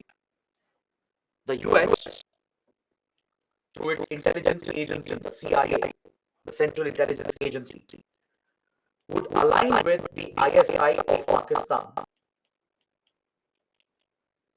along with support from Saudi intelligence and European countries. All these were allies in the secret war against Soviet Union. They would align together and mobilize funds and weapons to raise the Afghan Mujahideen as a resistance against the Soviet troops. To target the occupying Soviet troops, the CIA would work with Pakistan's ISI and other allies like Saudi Arabia and European countries to radicalize the Pashtuns who are the natives of Afghanistan, the Pashtun community, would be radicalized. Pakistan, which has very good ties with Pashtun community, because Pashtuns are from Pakistan as well, it would support the Pashtun warlords, set up radical madrasas and terror training camps, and terror infrastructure was established along the Afghanistan-Pakistan border, with all the money and the weapons that was flowing from these countries into the hands of Pakistan's ISI. So this was the American secret war against the Soviet Union during the Cold War period. By relying on Pakistan, Pakistan would play a critical role in recruiting the Pashtuns, in supporting the Pashtun warlords, and in radicalizing them to form a Mujahideen, to lead an insurgent war against the occupying Soviet troops. So this pushed Afghanistan into a state of conflict, and until 1989, Afghan Mujahideen would keep targeting the Soviet troops. Eventually, Soviet Union accepted defeat and retreated, thus marking the victory for the American covert war, which had given results. Eventually, Soviet Union itself collapsed and disintegrated by 1991. So in many ways, the defeat of Soviet troops in Afghanistan at the hands of Afghan Mujahideen had contributed to the eventual collapse and disintegration of Soviet Union. So in a way, the US had won the Cold War. It had successfully destabilized Soviet Union by raising Afghan Mujahideen with Pakistani support. So now that they won the war, right, and now that Pakistan was so critical for them, they didn't care about what Pakistan was doing with all the money and the weapons. See, by this time, Pakistan had taken a call to extract revenge against India. It was waiting for a golden opportunity. In Punjab, the initial movement of Khalistan had already taken root by late 1970s. Now all Pakistan had to do was provide the right support to the Khalistan troops, to the Khalistan extremist groups.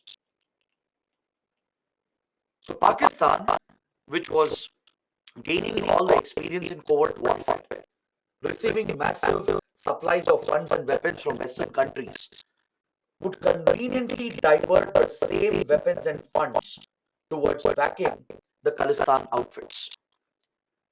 Is that clear? The Pashtun warlords in Afghanistan, they would control the drug mafia, the drug cartels.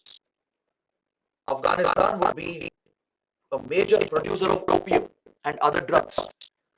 These drugs would be funneled into Punjab, and the drugs which were smuggled across the border would play a major role in raising funds for Khalistan movement and also in radicalizing the youth.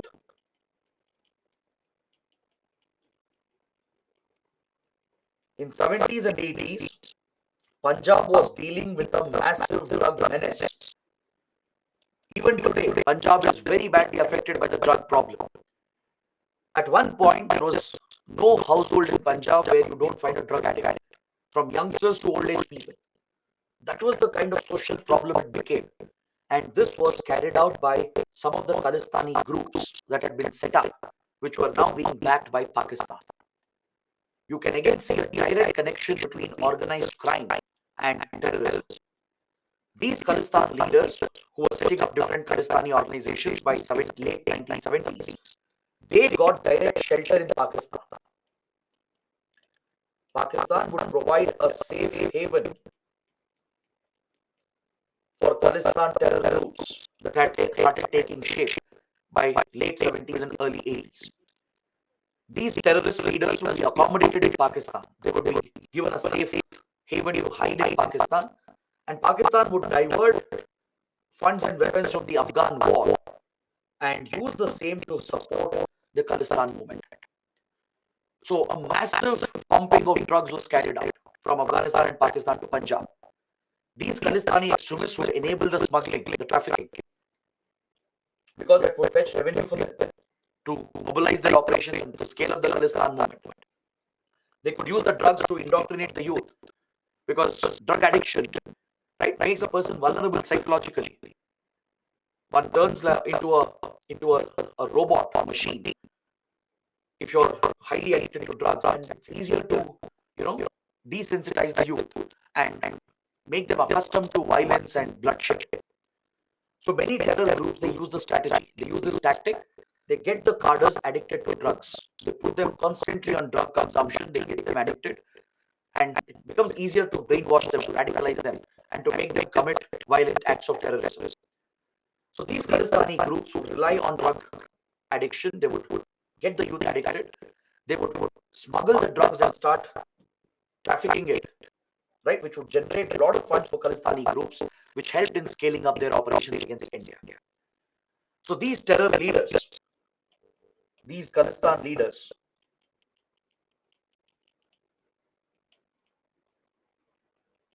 they would be sheltered in Pakistan by the ISI, and they would get complete support from Pakistan in establishing multiple terrorist organizations such as Babur Khalsa International, BKI, Khalistan Commando Force, Khalistan Zindabad Force, Khalistan Tiger Force, and many more. Many such terrorist outfits, they are nothing but terrorist outfits. Such terror groups were established with Punjab as their focus, with a support base in Pakistan, and as well as a support base amongst the foreign diaspora in Western countries.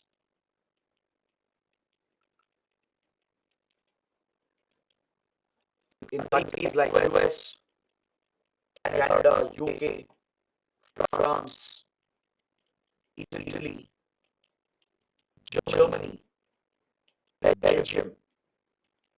Across these countries, there is a significant Sikh population, right? So around these countries, Pakistan ISI would again play a role through its high commissions and embassies to provide backing to the Khalistani extremists. So in a very short period of time, the movement escalated and scaled up into an extremely dangerous terrorist movement against India. Even before India realized the threat, these groups had become very notorious, because now they had a free supply of drugs, easy access to weapons and training. Right? The ISI was using the same infrastructure used for Afghan Mujahideen, where Afghan Mujahideen fighters were being trained in the 70s and 80s. In the same attack camps along the Afghan border, Khalistani leaders and Khalistani terrorists will also be trained. From Karachi to Lahore, Khalistani terrorists would be sheltered by the ISI. And the Pakistani high commissions and embassies abroad, right through the diplomatic missions, the ISI would provide direct support to the diaspora members as well, who are turning towards extremism. The sacred Gurudwaras were being used for this purpose. Right, in these countries, Gurudwaras would be turned into these bases for the Khalistan extremists to operate. So in a very short span of time, the threat really escalated, and by 1980s, we had begun witnessing massive terror attacks in Punjab, towards Delhi as well, and abroad. With the state of Punjab, police stations would be attacked, politicians would be attacked, several ministers were assassinated, several hijackings were carried out of aircrafts. Right? Then attempts were made to carry out attacks in Delhi, and a few attacks started happening. Protests and violent incidents and attacks started happening in foreign countries as well, against Indian missions, Indian diplomats, etc. So this is how the threat escalated very, very quickly, and India was staring at a massive problem. By early 1980s, Pakistan had engineered this movement. This movement, without a genuine root cause, had been scaled up and turned into a deadly terrorist movement against India. Exactly. Even now, support among the masses was minimal. The majority of the Sikhs have always been peaceful and back this ideology. Only a few sections who are misled, who are radicalized and brainwashed by these extremist leaders, by these political elements. they were the ones who were raising this movement against India. Understood? Let's take a short break right now. It's 6:50. Let's go.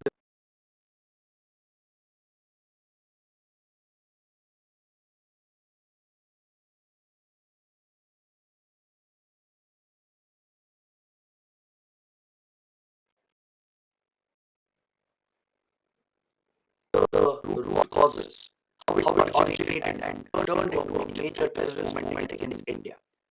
So by 1980s, multiple Khalistani outfits have been formed with a strong support base in Punjab, in Pakistan, and in Western countries. Now let's see what happened after this. Because the real challenge came in the later part of 1980s. So this was just the beginning. So as the Khalistan terror movement started escalating into a major threat, India obviously tried to counter the movement. Along with tackling the terror movement and trying to curb smuggling and trafficking, there was a political strategy that was employed by the Indira Gandhi government. A political strategy was employed to introduce a controversial religious figure into the Punjab's politics. Because until now, in Punjab, the politics was dominated by the Akali Dal, which was the political rival of the Congress.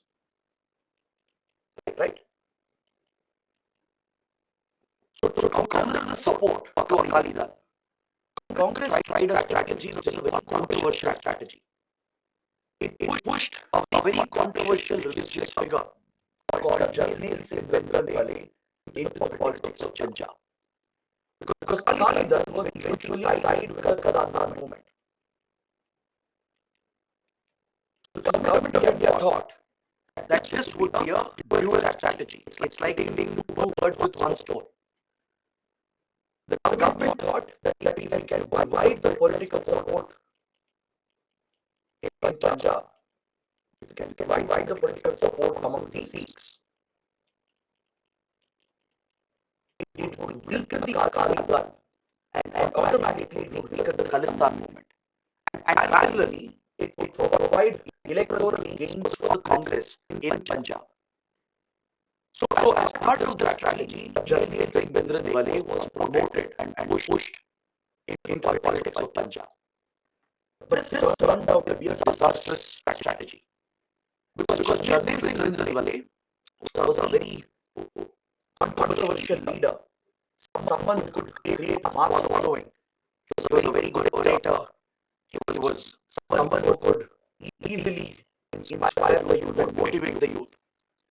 But Jarnail Singh Bhindranwale himself would emerge as a leader of the Khalistan movement. The strategy backfired on India. The idea was to politically split Punjab so that if the electorate in Punjab is split, it will weaken the support for Akali Dal, the major party. Automatically weaken some support for the Khalistan movement because inevitably Akali Dal leaders were important back in the Khalistan movement. Right. So it can help in weakening the Khalistan movement and reduce the political support of Akali Dal, which could politically favor the Congress to enter Punjab's politics and start winning more seats. This dual strategy backfired as Jarnail Singh Bhindranwale himself became a top Khalistan leader. He would occupy the sacred Golden Temple at Amritsar, and he turned the sacred Gurudwara into a terror base. By 1983, the strategy of introducing Jarnail Singh Bhindranwale had backfired. He himself started becoming a leader of the movement and he started eliminating the terrorists at the sacred Gurudwara, that is the Golden Temple, which is the most sacred shrine in Sikhism. You can see how extremists can misuse faith. Problem is not with religion. Problem is with these extremists, these political actors who misuse faith and misinterpret faith for their own selfish interests. So in 1983-1984, the Golden Temple had been turned into a base for these terrorists, and hundreds of terrorists had been accumulated with massive stockpile of weapons. These weapons were being infiltrated from across the border. Pakistan's ISI was pushing the weapons from across the border with the help of the Khalistan leaders who were sheltered in Pakistan. Along with smuggling drugs, massive influx of weapons was noticed, and the weapons were being amassed inside the Golden Temple. So the situation, the political and security situation, was becoming extremely volatile and dangerous by day. And these outfits were now planning and executing bigger attacks. So given the security situation and how Golden Temple itself had been misused by the terrorists, Prime Minister Indira Gandhi decided to carry out a military raid to target these terrorists and to flush out the militant from Golden Temple. This decision was seen as a very bold decision at that point, but would also turn out to be a very controversial decision. Prime Minister Indira Gandhi ordered Operation Blue Star. She ordered Operation Blue Star in 1984, which was led by the Indian Army Commandos. The Indian Army witnessed this military operation, but it turned out to be a very challenging counter-terrorist operation. Because this is an urban area, it's an urban setting, and engaging in combat in an urban setting is always a big challenge. That way, when you have hundreds of terrorists holed up inside a temple, holding strategic positions, they had to fortify the temple complex. They had a massive weaponry with them. Right? India was constantly receiving intelligence about the developments that were happening. So as the situation was going out of control, to eliminate the Nirmali and to flush out the terrorists who Golden Temple, Indira Gandhi ordered Operation Blue Star. This military raid, even though the operation succeeded after several days, it turned out to be a very controversial decision. This battle, right? It was really a live battle that took place for several days, lasting several days. Eventually, the Army succeeded in eliminating most terrorists. Many terrorists were killed, Nirmali himself was executed. Many civilians were caught in the crossfire, and many soldiers, Indian armed soldiers, also lost their lives. It was a very tragic period, but the goal of flushing out the terrorists was achieved. The Golden Temple was freed from terrorist occupation. But obviously, in any gun battle, there will be damage to the building as well. The sacred shrine suffered damages, and this was seen as a assault on the Sikh faith itself. Several members of the Sikh community in India and abroad, they interpreted this as an attack of a Hindu state against the Sikh minority, against their most sacred shrine. This is how the extremists carried out their propaganda following Operation Blue Star. They projected this as an attack by the Indian state, a majority Hindu Indian state against the minority Sikhs, where their sacred pilgrimage site was desecrated by the military operation. So this led to a large support coming in for the Khalistan movement. In Punjab, not just in Punjab, down cities, even in the rural areas, in border areas, with the diaspora in the western countries, large-scale support started coming in after Operation Blue Star. And following this, the Khalistan leaders gave a call to assassinate the Prime Minister. They held Indira Gandhi responsible for the military operation, and they gave a call to assassinate the Prime Minister herself. And eventually, as you know, her own Sikh bodyguards, would assassinate the sitting Prime Minister of India, and this assassination of Prime Minister Indira Gandhi in 1984 was a massive setback for India. It was a colossal intelligence failure, a major security lapse on India's part, because you cannot have your sitting Prime Ministers assassinated by terrorists. Her own bodyguards had been indoctrinated by Khalistan ideology. They saw the attack on Golden Temple, this Operation Blue Star assault on their faith, their religion. That was the kind of propaganda that the experts supported. And eventually, Prime Minister Indira Gandhi was assassinated, delivering a major blow to India. In In many ways, Pakistan had its revenge. Because Indira Gandhi was responsible primarily for breaking Pakistan into two parts in 1971. Pakistan had its own revenge against this, and indirectly by using proxies, right? Pakistan had got its revenge. So following this, disastrous development started happening. Immediately after the assassination of Indira Gandhi, massive communal riots broke out against the Sikh minorities across India, especially in Delhi. Several party members were accused of aiding these targeted riots where innocent Sikhs were targeted. As a retaliation against the assassination by Prime Minister, many of these party leaders they would lead mobs, instigating them to attack the community, causing massive riots across Delhi and across the country as well. Thousands of innocent Sikhs were slaughtered, and this is one of the most shameful events. The anti-Sikh riots. Anti-Sikh riots in 1984 with the tacit support of the state, right, become a tragedy in modern India, and it become one of the most shameful events in India's post-independent history. It's on par with the Babri Masjid demolition and the suicide riots that happened later. On par with the riots that happened later. These communal riots that we see, they have been some of the most shameful events in India's history, and they have directly contributed to the rise of extremism and terrorism. Later, we will study Jammu Kashmir and parallel terrorism with Pakistan as sponsored. You will see how Babri Masjid and the riots that followed, the demolition of Babri Masjid and the riots that followed, and other riots, how they contributed to the rise of support base for Pakistan and for its terror activities against India.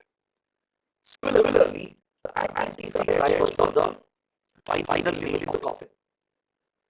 Immediately after these riots, mass support came in for the Khalistan movement. Even those who didn't support the movement before, now they started backing the movement because other atrocities that had happened. Estimates say that 80,000 Sikhs were slaughtered. There are estimates which are indicating higher numbers. Right. Entire colonies and communities were targeted. Women were not spared. So these riots that happened, the communal riots, created a divide between Hindus and Sikhs. It became a communal battle, and mass support came in for the Khalistan movement, not just in India but abroad as well. Operation Blue and anti-Sikh riots, they became regular points which escalated Khalistan terrorism, and these outfits they got tremendous support following these events. Very strong anti-India sentiment grew. Following this devastating riots and started witnessing major attacks happening in India and abroad. Is that clear? This was the most dangerous phase in the Khalistan movement. Because the movement was now getting larger support. Even people who would have done the movement before were now sympathizing with the movement as these riots happened, right? It had sown communal divisions in the country, and widespread support was coming in to break Punjab away from India. So Pakistan had succeeded in exploiting the social divide, the internal divides of India, and it had destabilized India through these covert operations. So at this critical juncture, the next Prime Minister, Rajiv Gandhi, would take few decisions that would play a critical role in ending and wiping out the Khalistan movement. By 1984-85, this was our biggest security threat, because in Kashmir, insurgency militancy had not started. That would start only in 1987, 1988. Northeast insurgency had started tempering down. Naxal movement also was tempering down. So in 84-85, our biggest security threat was the Khalistan movement. At this point, especially after anti-Sikh riots, there was a moment where it appeared that Punjab might break away from India. These extremists might succeed in breaking Punjab away from India, because there was free flow of drugs and weapons happening from across the border, and India was struggling to check the trafficking and infiltration that was happening. Western countries were not cooperating. be it Canada, US, or European countries, they were not helping India. They were not supporting India. India would give enormous evidence to show that their funds and their weapons they had given to Afghan Mujahideen had found its way to Khalistan terror groups. We showed what Pakistan was doing to them, but they wouldn't care. They wouldn't be concerned because during the Cold War, India had aligned with Soviet Union. In 1971, right, during the liberation of Bangladesh war, as US became hostile to India, we had aligned with the Soviet Union, giving up our non-aligned approach. So as a result, Western countries were distant from India. Western countries weren't close to India and they wouldn't care about India's strategic interests. Despite repeated appeals from India, we even submitted evidence and intelligence reports to show how Pakistan was channeling funds and weapons from Afghanistan towards Khalistan movement. But they wouldn't act against it. They wouldn't put any pressure on Pakistan, as Pakistan was their key ally, right? And India was on the opposite side of the Cold War, aligned with Soviet Union. So this was a very difficult and challenging period for India.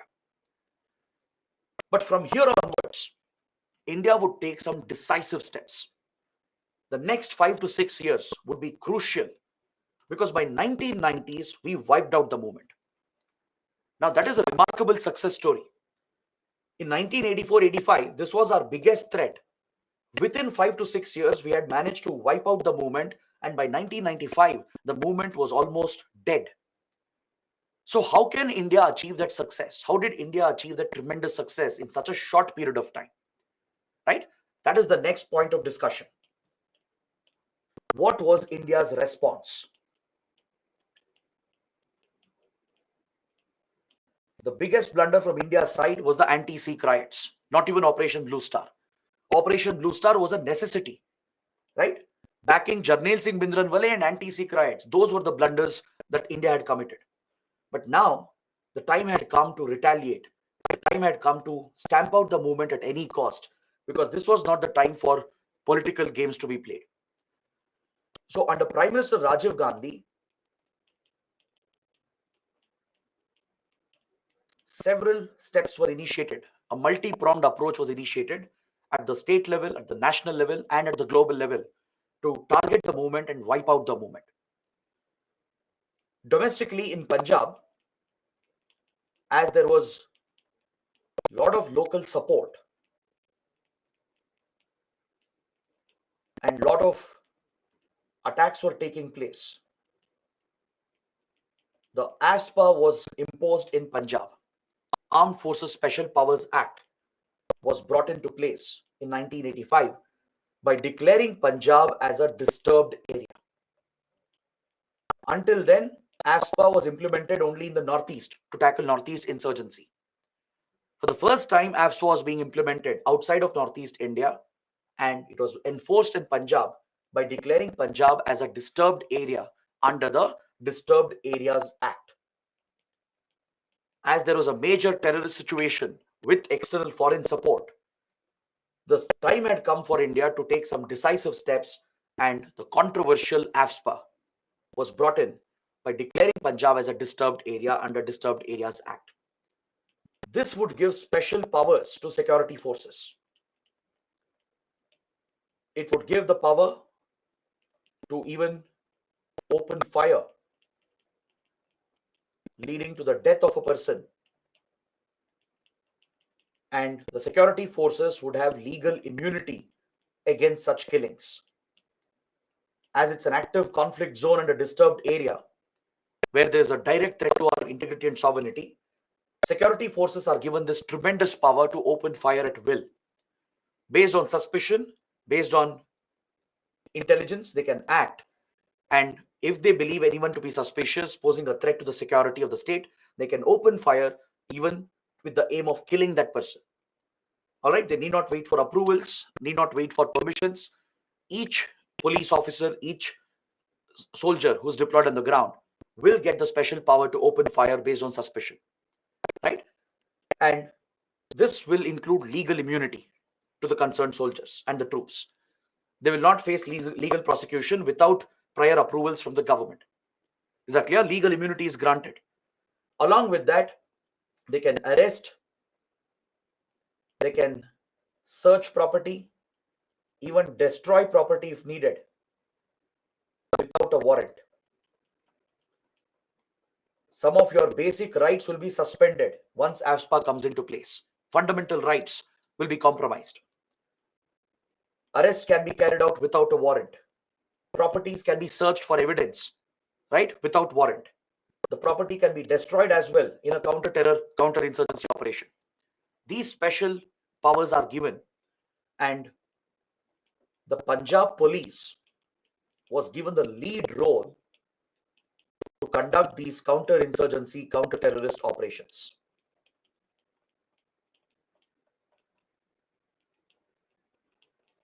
Is that clear? The Punjab police was restructured. Several high caliber officers, top officials were brought in to lead the Punjab police. And legendary IPS officers such as KPS Gill, I'm sure you would have heard about him. KPS Gill was made the DGP of the state, right? It was a strategic move as KPS Gill had a tremendous track record. Other top officials like Julio Ribeiro, another legendary IPS officer. Such key officials were brought in to give leadership to the Punjab police, and Punjab police was restructured, giving tremendous powers to the police force under AFSPA. So then began a series of counterattacks by the police. At the local level, Punjab police registered tremendous success and they managed to wipe out the local support. Within 5 to 6 years, they targeted the leaders, the trafficking rings, and the lower cadres, right, who were involved in these attacks. They would be targeted and eliminated. Several killings took place, and it also gave rise to large-scale human rights violations. This is the tragedy of a conflict zone, right? On one hand, there will be terrorists committing violence and human rights violations. On the other hand, security forces, right, when they start using massive force, violations become the norm. Very serious allegations came up against Punjab police that large-scale human rights violations were being committed, including kidnapping, torture, right, and extrajudicial killings.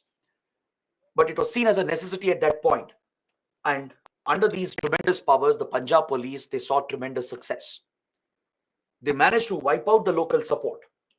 The local support was successfully wiped out by the Punjab police. That's why KPS Gill is credited with tackling Khalistan extremism in Punjab. Almost single-handedly, he led Punjab police towards success, along with other top officials like Julio Ribeiro and the others. So, along with the Punjab police, Intelligence Bureau and BSF played a very important role where IB would generate targeted intelligence against the Khalistan leaders. IB would run its own covert operations in coordination with Punjab police. Intelligence Bureau is responsible for domestic intelligence. So the IB started running expanded covert operations to target the local support. It would work with Punjab police and conduct its covert operations to eliminate the support and neutralize many of these terrorists. It would work with BSF, the border guarding force, to improve border security, to plug the gaps in the border, to tackle the inflow of drugs, weapons, funds, and the terrorist infiltration that was happening. Pakistan was pushing the Khalistani terrorists across the border. They would move across into Pakistan to get training and support and come back into India to carry out attacks. So enhancing border security was crucial to tackle the external support coming from Pakistan. So BSF and IB would play a critical role along with the Punjab police in eliminating the domestic threat. Border security improved. Drug trafficking, weapons smuggling was tackled quite effectively. And the local terror leaders who were involved in these attacks, who were propagating this movement, most of them were killed, many of them were arrested. And this action, police action with intelligence efforts, wiped out the movement in India. Is that clear? But of course, this alone will not end the movement. What about the external support? What about the support from Pakistan? And how about the diaspora's role in Western countries? Right? This remained a challenge for India. So, to tackle the external support, Prime Minister Rajiv Gandhi authorized RAW, Research and Analysis Wing, to mount a series of covert operations targeted against Pakistan. See, these are highly classified operations. The government does not acknowledge them. According to the government, they never happened, they don't exist. So, how do we know about it? There are several former officials who have spoken about it, who have written enough about these operations that have happened, given some insight, and these are verifiable accounts. We had a very popular IPS officer called B. Raman, again another top legendary IPS official. He headed the counter-terrorism division at RAW when he retired from service. He spent most of his career as an intelligence officer. He was one of the top officials of RAW. He retired as the head of counter-terrorism at Research and Analysis Wing. So after retirement, he has written a wonderful book called The Cowboys of RAW, named after R.N. Kao, the founder of Research and Analysis Wing, the first director of RAW. So it's named after R.N. Kao, Ramnath Kao. It's called The Cowboys of RAW. In this book, B. Raman, who was involved in these covert operations, provides great insight into the covert operations that was ordered by Prime Minister Rajiv Gandhi.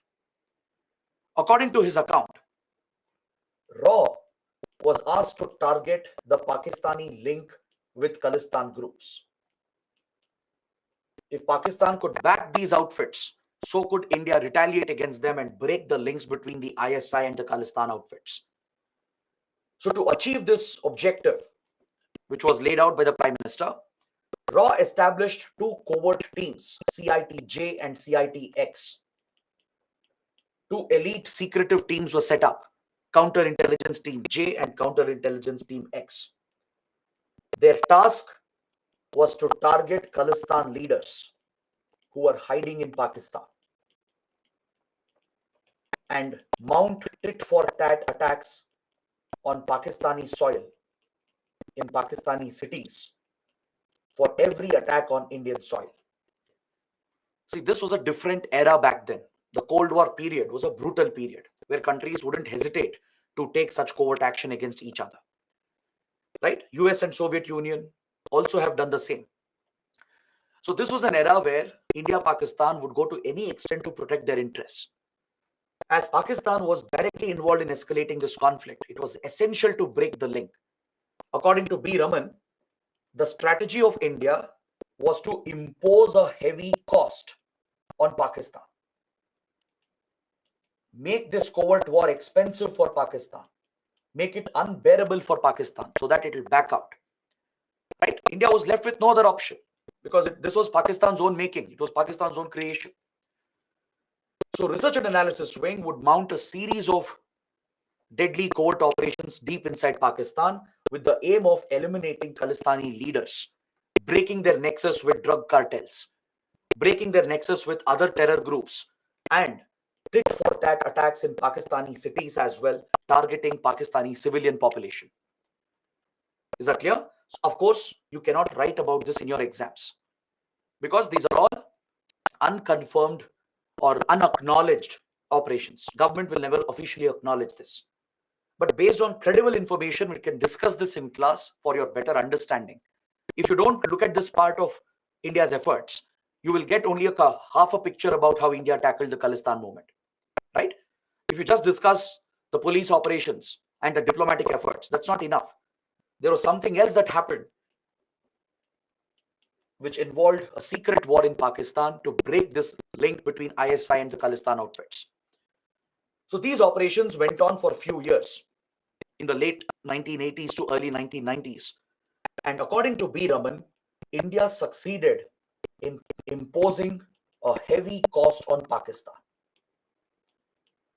This covert war of India became unbearable for Pakistan at a point.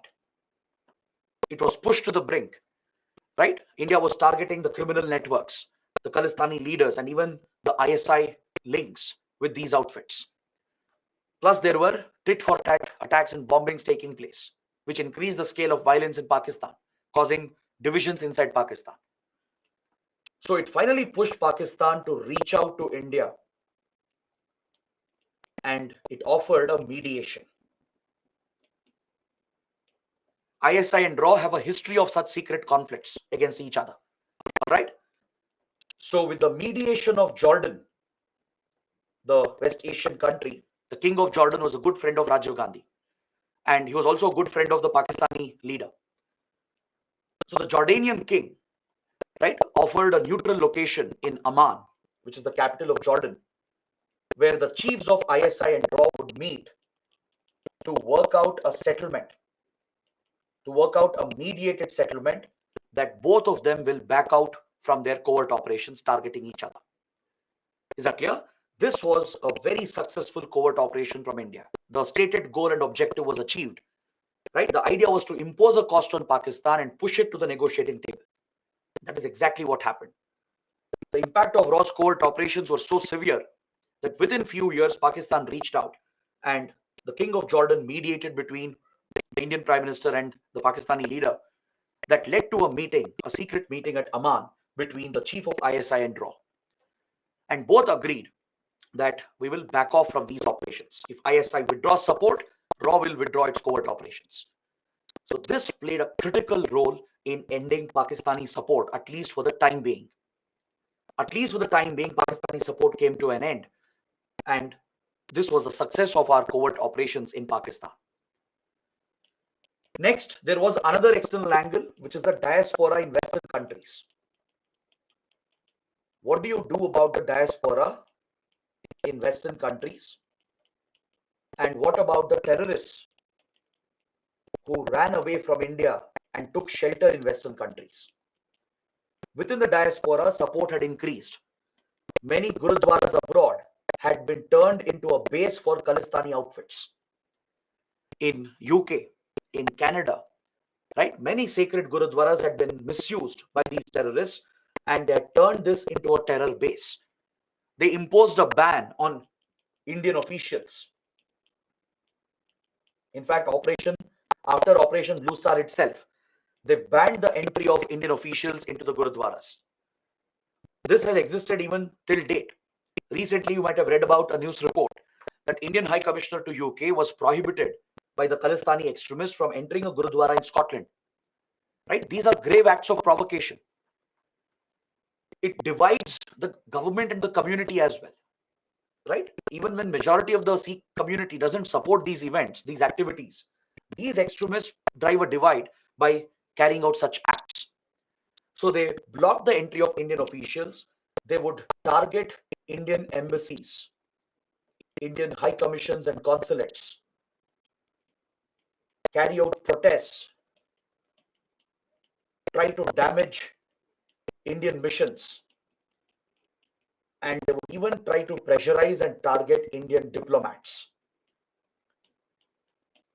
Is that clear? So no matter what India did, Western countries would not cooperate with us. We would request them for intelligence sharing and cooperation. We would urge them that these elements are dangerous. They are danger not just to India, danger to their own countries, which are hosting them. But they didn't care about Indian interests as India was on the opposite side of the Cold War. But then came a turning point. A disastrous tragedy is what woke up the West. An Air India flight, Air Kanishka, which was coming from Canada to India. Canada by then had become a hub of Khalistani terrorists. This Air India flight was bombed by Babar Khalsa International. The BKI had become a notorious terrorist outfit with support base in Canada. Now that the movement ended in India and in support ended in Pakistan as well, right? This group and even the others, the Khalistan Zindabad Force, Tiger Force and Commando Force, they all set up base in Canada and in few other countries. The Babar Khalsa International planned a disastrous attack in 1986. It tried to bomb 2 Air India flights. One was coming from Canada, one was coming from Japan. Fortunately, the flight coming from Japan was saved because the bomb exploded at the airport itself in Japan. Is that clear? So those passengers, that flight was saved. There was a mishap, the bomb exploded at the airport in Japan itself, thus saving the passengers. But this flight from Canada to India, that is Air Kanishka, these terrorists successfully planted the bomb and it exploded over the Atlantic off the coast of UK, and all the passengers and crew were killed. More than 300 people were killed. When this happened, it was the biggest terror attack of its kind in the world. It was the biggest attack using an aircraft until 9/11 attacks. Until 2001, this was the biggest aerial terror incident that the world had witnessed. Right? And the Western countries had allowed this to happen. Canada especially had failed to act despite India providing enough information and intelligence. We kept urging the Canadian government to act, but it wouldn't respond. It would shelter them, it would support them. And finally, the price was paid. Majority of them who were killed were Indians and people of Indian origin. Many of them were Canadian citizens. There were few Americans and Europeans as well. So this is what pushed Western countries to finally wake up to the threat. Is that clear? So following Air Kanishka bombing, Western countries gave some support to India. And through RAW and Ministry of External Affairs, we managed to curb the support amongst the diaspora as well. The movement was not wiped out entirely, but at least it was curbed due to some help from Western countries following Air Kanishka bombing. By late 80s and early 90s, the MEA put a lot of diplomatic pressure on these governments through the diplomatic route. RAW would step up its intelligence gathering, because in Western countries, on Western soil, such covert operations cannot be possible like you do in Pakistan. Pakistan is a hostile country, right? There you can go to the next level where you engage in counter violence in Pakistan. But that can't be done in Western countries, which will retaliate against India, which could affect our ties further as well, right? That would be a breach of their sovereignty. So RAW limited itself to collecting intelligence, monitoring the activities of these extremists, and using the information to bring pressure, diplomatic pressure on these governments. So these combined efforts is what gave success to India. The domestic efforts by Punjab Police, IB and BSF, right? The improvements in border security, the imposition of AFSPA, the targeted counter-terrorist insurgency operations in Punjab, and the covert operations of IB, plus the RAW covert operations in Pakistan, and the efforts with Western countries. These combined efforts collectively helped India to bring down the Khalistan movement by 1990s. Is that clear? By early 90s, the movement almost disappeared. But however, it was not fully wiped out, because such movements can never be wiped out entirely. Many elements will remain, they will run away, they'll hide somewhere else, they'll wait for an opportunity to regroup and come back. So it essentially became a dormant movement. It became a dormant movement by 1995. India had successfully tackled the threat, but we would witness a revival few years later. Understood? So this was the serious challenge posed by the Khalistan movement back in the 80s and 90s. So for 15 years, the movement had died out. There wasn't enough support either in India or abroad. But since 2010, we have noticed some very, very disturbing developments. Now, it's in this context that the topic becomes even more important for the exam. In the last 13 years, very active attempts have been noted to try and revive the dormant Khalistan movement, not just in India, but abroad as well. This time, the internet and social media have been proactively used by the Khalistani extremists who remained in Western countries, who are hiding in many foreign countries, to carry out their propaganda against India. They have targeted the diaspora youth, the youngsters amongst the Sikh diaspora. They have been the target of this indoctrination. Many of them, they don't know regarding the details of what happened in 70s and 80s. They've been fed with just propaganda material. They've been shown videos of Operation Blue Star, how Golden Temple was damaged. They've been shown videos of anti-Sikh riots, right? They've been fed with only one side of the story without showing the other side of the story. So the large-scale propaganda and indoctrination on internet social media platforms has created a support base amongst the Sikh youth within the diaspora community. And now it has spread to many countries compared to before. It's not just limited to USA, Canada, UK, Germany, France, Italy, Belgium. It has spread to many other countries as well, including Australia, New Zealand, UAE, Saudi Arabia, even Thailand and Philippines. So wherever the Sikh community is present in large numbers, across these countries, Khalistan elements have regained support. They've raised their head again, and India suspects the role of Pakistan.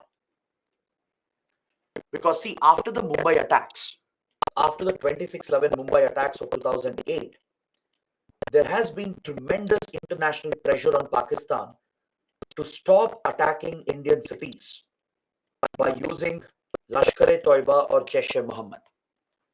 Is that clear? After the Mumbai attacks, India engaged in a coercive diplomacy. We got the support of US and European countries, and they put tremendous pressure on Pakistan to ensure that Pakistani terror groups like Lashkar and Jaish don't attack Indian civilians and Indian cities. Is that clear? This has forced Pakistan to change its strategy against India. That's why you see a pattern after 2010. After the Mumbai attacks, we don't see a major attack in India, right? Against Indian cities, against our civilian population. You don't see any major attack. Minor incidents have happened, exceptions are there. But you don't see a major attack by Lashkar or Jaish against cities and civilian population. So what Pakistan has done to evade international pressure, it has changed the tactics. It has adopted a different approach in the last 13 years. On one hand, it is targeting military bases of India by using Jaish-e-Mohammed. You can see that it has stopped using Lashkar-e-Toiba because LET was the one which carried out the Mumbai attacks. So another major attack on a city, on civilian population by Lashkar will not be tolerated. It might even result in a full-fledged India-Pakistan war. And Western countries also have made it clear they'll not tolerate such terrorism against India. So this has led Pakistan to drop using Lashkar, and instead it is using Jaish-e-Mohammed to target the military installations instead of civilian targets. Because attacks on military bases will not get you the same support from other countries. Is that clear? And the second strategy Pakistan has used is to try revive the dormant Khalistan movement. So it's not a coincidence that Khalistan movement revival started after Mumbai attacks. Both are connected. Experts believe there is a connection here. As India brought tremendous pressure on Pakistan after Mumbai attacks, there was a lot of international pressure from US and European countries. No country will tolerate another major attack by Lashkar on Indian cities, on Indian civilian population. So it's using these tactics in last 13 years to destabilize India, using Jaish-e-Mohammed for repeated attacks on military bases. That's why in last 8 years, you only see major attacks on military sites, like Gurdaspur attack in Punjab in 2014, Pathankot airbase attack, which was carried out by Jaish-e-Mohammed, then Uri attacks of 2016, right, again by Jaish-e-Mohammed, the Pulwama attacks of 2019, again by Jaish-e-Mohammed. So all these incidents, they have a clear pattern to it. Parallelly, we have seen the revival of Khalistan activities across the world, across all these countries, including in India. Is that clear? The threat has increased exponentially in the last few years. So right now, we are facing a major challenge again, and especially in the last 1.5 years, things have escalated beyond India's tolerance level. Right? Until then, we were still dealing with it, but what has happened in the last 15 to 18 months is of great concern and serious concern. And no wonder that India has started stepping up its counter response against the Khalistan movement. Right? So let me tell you what has happened in the last few years. I'll give you some incidents to understand the impact and the scale of what is happening. Because this is before before 2020. Before 2020 itself, there were many signs. All right, you guys may not be aware of this. In the United Kingdom, Britain was hosting the Cricket World Cup, the ICC World Cup. I think it was 2016 or 17, if I'm not wrong. There was a match in London at the Lords, and it was an India match. India was playing this match as well. When the match was going on, an aircraft flew over the stadium with a Khalistan flag and a Khalistan banner. And this was telecast live. The TV cameras caught this. An aircraft flew multiple times over the stadium where a Cricket World Cup match was going on. And it was carrying the Khalistan flag and banner very prominently. It was a deliberate attempt to instigate. All right. Recently in Italy, a so-called referendum was held. In northern Italy, you have a very strong Sikh diaspora community. They actually held a physical election, a so-called referendum, to vote against India. All right. There have been repeated attacks and protests against Indian missions abroad. Against Indian missions, our embassies, consulates, and high commissions have seen repeated attacks and protests. They even gave a call for a 2020 referendum on social media platforms. These extremists have given a call to hold an online referendum, calling for the community to vote for Khalistan and somehow give it legitimacy to try and break Punjab away from India. Many attacks were planned in India. They were actually disrupted by our intelligence agencies. Babar Khalsa International has planned attacks in Punjab and Delhi in the last 6 to 7 years, but they've all been foiled by our security agencies. So these are very disturbing events we have noticed, and it does not end over here. In the last 1 year, organized crime related to Punjabi gangsters has become a major concern. In the last few years, many criminal gangsters have become very prominent. They wield a lot of power and influence, not just in India, not just in Punjab, but abroad as well. Several criminal cartels and gangs have come up, such as the Lawrence Bishnoi gang.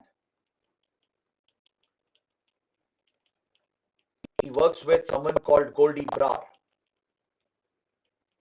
Then you have Arsh Dalla. And similarly, there are few other gangsters who have become very notorious. They are all involved in drug smuggling. They all have some or the other connection with Khalistan outfits. They are involved in extortion. They threaten celebrities and top individuals to extort money from them. These criminal gangs have been waging gang wars against each other, right? There are many other similar groups headed by different gangsters, right? Some of them are in jail, like Lawrence Bishnoi is in jail. He's in Tihar jail from 2014 and still is controlling the gangs from many years inside the jail. He can summon armed men in foreign countries to act on his behalf, right? So they have been running their drug cartels, their criminal rings. There is a direct link here with Khalistani outfits, and they are involved in extortion. You would have heard about the killing of Sidhu Moosewala, the popular singer, very controversial as well because of his lyrics, what he used to promote. There are many other Punjabi artists in India and abroad. Some of them are inclined with the Khalistani ideology, right? In their songs and what they promote on social media, there is a clear inclination that's coming in. They use these symbols, right? They use these lyrics, which clearly points towards gun violence and revival of Khalistan movement. So these developments have been very notorious and very serious for India. Sidhu Moosewala had laid the foundation for a group called Waris Punjab De. When the farmers' protests had broken out against farm laws, right? The farmers' protest was an organic, genuine protest. They had a concern about the farm laws. But Khalistani elements infiltrated the protests.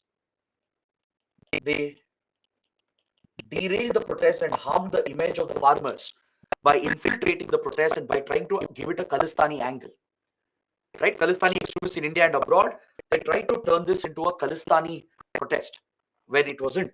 The farmers were fighting for their basic rights. They wanted changes to happen in the farm laws.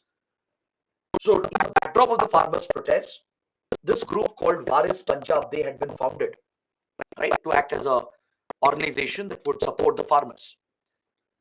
But following the assassination of Sidhu Moosewala, Amritpal Singh, another individual, a very young guy called Amritpal Singh, who was a truck driver in West Asia. He was based out of UAE and Saudi Arabia. Right? He had migrated out of India and he had found a job. He was driving a truck. So this guy would get in touch with Khalistan Tiger Force and ISI. They would reach out to him and he would become a social media star overnight. He became a prominent influencer, especially after the farmers' protest and assassination of Sidhu Moosewala. Amritpal Singh overnight, right, he emerged as a major influencer on social media platforms. And he became a self-appointed leader of Waris Punjab Day. He started speaking like Jarnail Singh Bhindranwale. He started dressing up just like Jarnail Singh Bhindranwale. All right, Jarnail Singh Bhindranwale, the notorious Khalistani terrorist whom India assassinated in '84, right, in Operation Blue Star. He used to speak in a certain manner, dress in a certain manner. And Amritpal Singh has tried to replicate him. And according to Indian intelligence agencies, the ISI even got him a cosmetic surgery in Georgia. He was secretly taken to Georgia for a cosmetic surgery to make him look like Jarnail Singh Bhindranwale so that he can inspire more youth and masses and get mass support again. And after raising the Khalistan ideology again on social media, this guy came to India last year. He would come to India, become the self-appointed leader of Waris Punjab Day, and started the Khalistan movement, raised open calls for triggering the Khalistan movement. To free some of the Khalistan supporters who were in jail, he led a mob and attacked police stations in Punjab. Now, this is atrocious. This is a complete breakdown of law and order. Extremist elements, criminal elements attacking police stations and holding the state to ransom is unheard of, right? So this year, there were many disastrous events that happened starting from January itself. Under Amritpal Singh, Waris Punjab Day became a pro-Khalistan organization, a clear extremist organization. Many rallies and protests were held across many towns and villages. Khalistan flags started coming up. Police stations were being attacked. At Gurdaspur and at few other places, police stations again have been attacked, similar to 1980s. In Himachal Pradesh, Khalistan flags have been raised. These are very, very serious concerns for India. So then India began a crackdown. India began a crackdown targeting Amritpal Singh. Initially, India messed up the operation. The security agencies they failed to arrest Amritpal Singh and he managed to escape. Right? This became a huge media sensation as well. Right? It happened in front of the media. The police was chasing him, but he managed to escape. For several days, he went into hiding. One of the biggest manhunts was launched by Indian security and intelligence agencies to get hold of Amritpal Singh. Many of his supporters were arrested and they were all lodged in a jail in Assam. They've been kept far away from Punjab, taken to Assam and thrown in jail. And finally, Amritpal Singh was also nabbed. He surrendered. After 1 month of hiding and running, right, he realized he had no other option. He finally surrendered. But before surrendering, he has given a call. He has addressed a gathering as well at the place where Jarnail Singh Bhindranwale was his hometown. Right? He went to Jarnail Singh Bhindranwale's hometown and there is this Gurudwara where there is a statue of Jarnail Singh Bhindranwale. Their Khalistan flags are also raised. So at this place, he deliberately surrendered here and delivered a speech as well, calling for a complete uprising against India. Finally, he surrendered. He has been nabbed. He is in jail right now. So this marks the end of Waris Punjab Day, at least for now. But parallelly, the other threat we have seen is the rise of these terror outfits again. Babar Khalsa International, Khalistan Tiger Force, Khalistan Commando Force, and Zindabad Force. They managed to become very active, leading protests and attacks against Indian missions.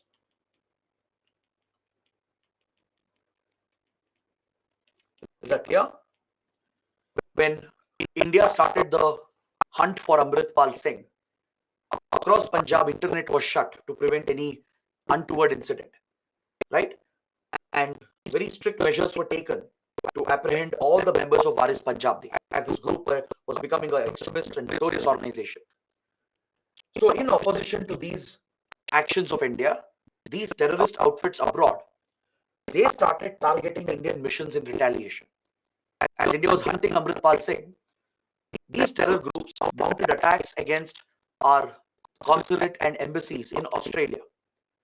The Indian mission in Sydney, Melbourne, and Brisbane, they've all been attacked and defaced.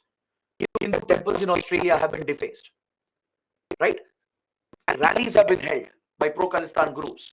It has even led to clashes with pro-India groups. Indians in Australia, right, they have opposed these Khalistani activities. Even Sikh community members are opposing this. They held a counter rally which led to clashes in Australia between pro-India and pro-Khalistan groups. The Indian High Commission in UK was attacked. The Indian flag was desecrated and brought down. Right? These are extremely serious events that threatens India's integrity and sovereignty. Indian consulate in San Francisco was attacked by Khalistani extremists. And in Canada, multiple rallies have been held by Khalistani outfits.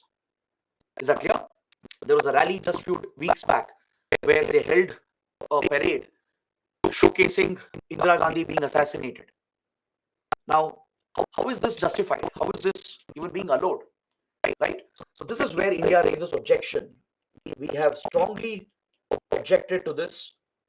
We have protested against Canada, UK, Australia, and US for their failure to protect Indian missions and Indian diplomats. There is an increasing threat against Indian diplomats.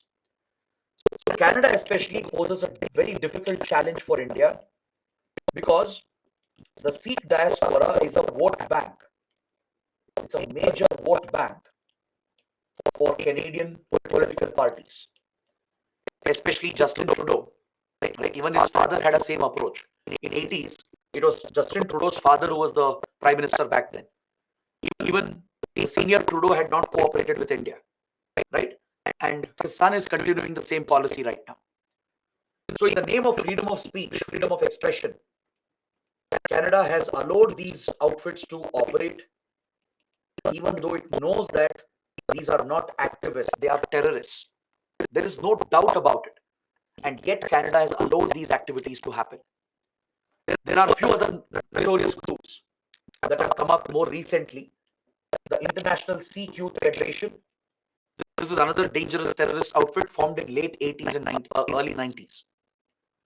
Then we have Sikhs for Justice, headed by a terrorist called Gurbadwant Singh Pannu.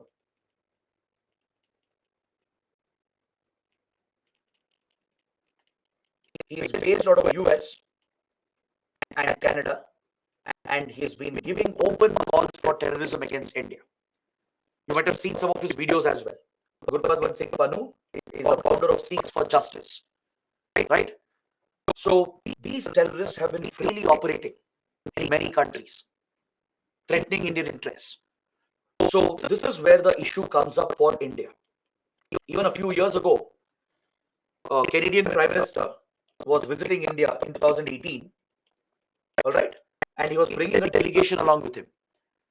So in his delegation, there was one individual called Jaspal Atwal who was included by Justin Trudeau, and this guy is a convicted Khalistani terrorist. Back in 80s, he was a member of International Sikh Youth Federation, and he has been convicted in the assassination attempt of a Punjab state minister. After this terror attack, he had fled from India and taken shelter in Canada. Then he had become a successful businessman. Now the Canadian Prime Minister was bringing him as part of his official delegation with diplomatic immunity. So India would be bound to arrest him if he lands, but diplomatic immunity would prevent us from doing that. So India took offense to this. We objected to the inclusion of Jaspal Atwal in the Prime Minister's delegation as it was a major offense to India. He's a convicted Khalistani terrorist involved in a terror attack against a state minister. So back then, India downgraded the relations with Canada. We downgraded the visits, and since then, our relations have been affected. Even though Canada signed an agreement to help India and assist India in counter-terrorism, it has signed a framework agreement to counter terrorism and violent extremism. Even then, Canadian intelligence agencies are not cooperating with India. They have given a free hand for these terrorists to operate in Canada, to conduct anti-India speeches and rallies, and turn the gurudwaras into bases against anti-India activities. So this is where we protest against these countries and the policies that especially Canada is following.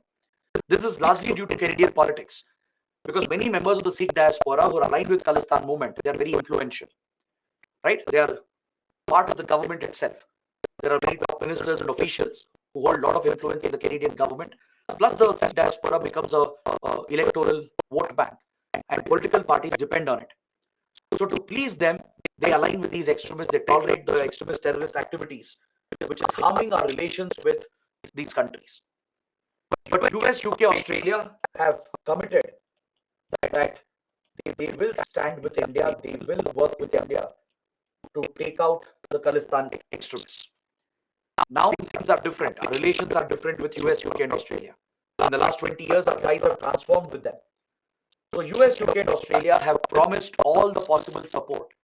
Their intelligence agencies are working closely with Indian agencies.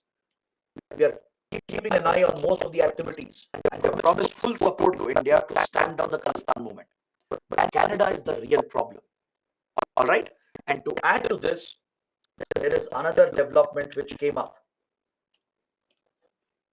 In the last few months, many Khalistani terrorists ended up dead around the world. In Pakistan, at least 3 top Khalistani terrorists have been shot and killed. This is in the last one and a half years.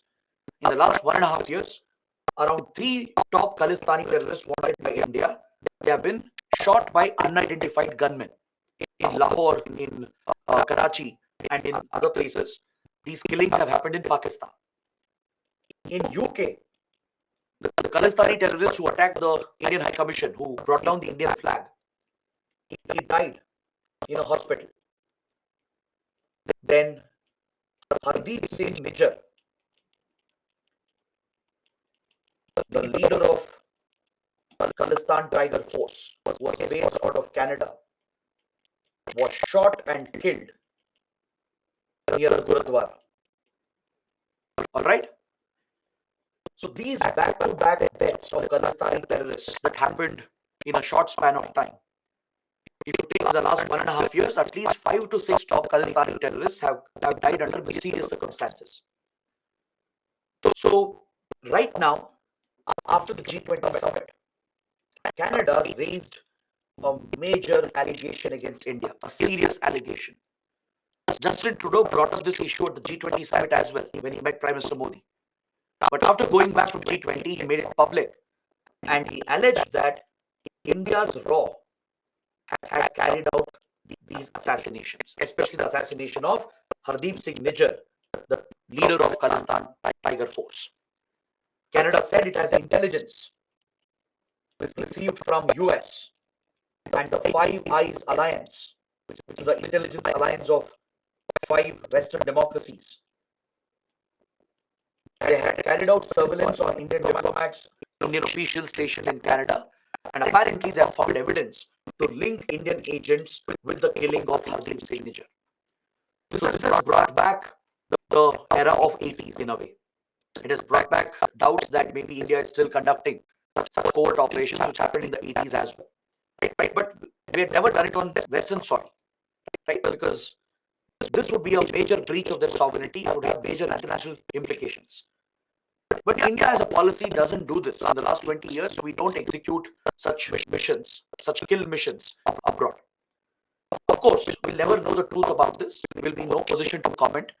But India has denied all these allegations. India has outright denied these allegations and retaliated against Canada, and our relations are completely downgraded. Right? Canada what it did was it revealed the name of India's RAW station chief. You don't do that in a friendly relationship.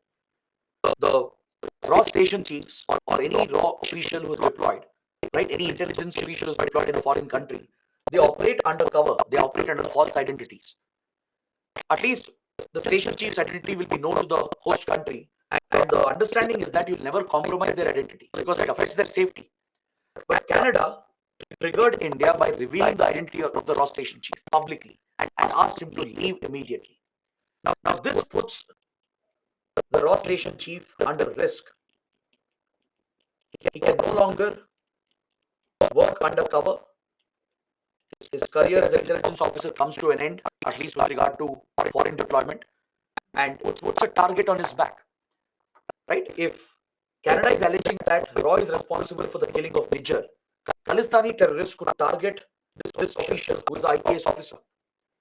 Right now, he's been removed from Canada. He's been asked to leave. And India retaliated by throwing out a Canadian intelligence chief in India. The chief of the Canadian intelligence agency was thrown out, and we are reducing their diplomatic strength as well.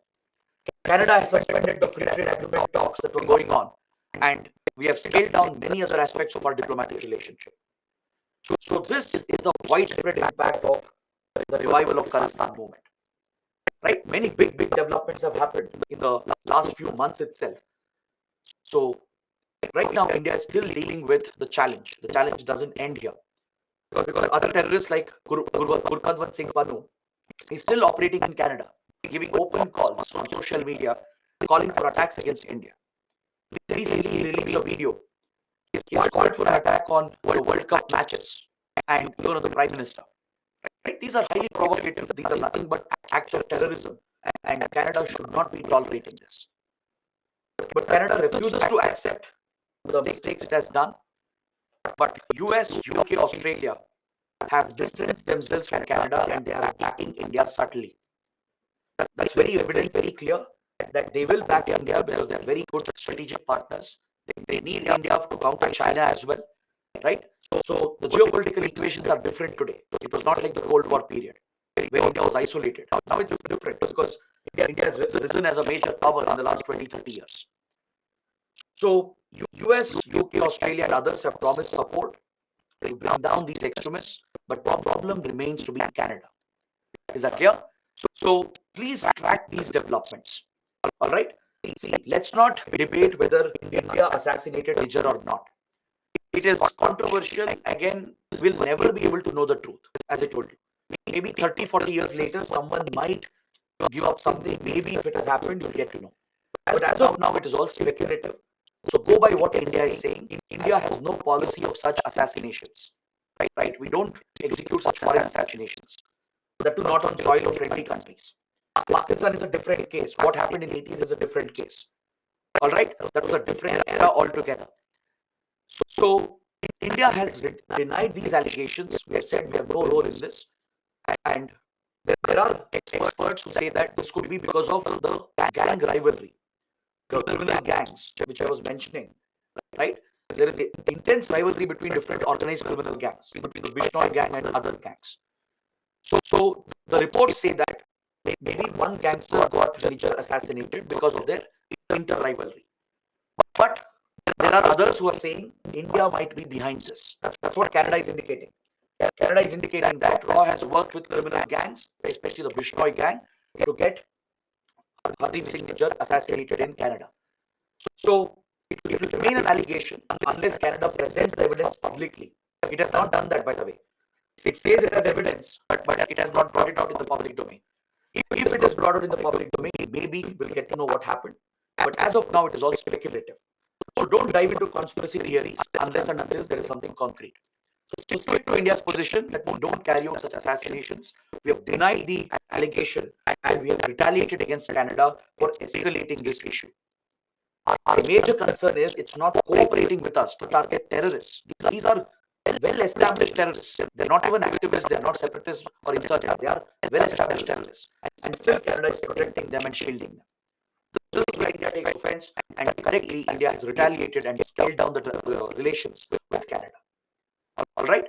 So this topic is extremely important. That's why I spent more time on it.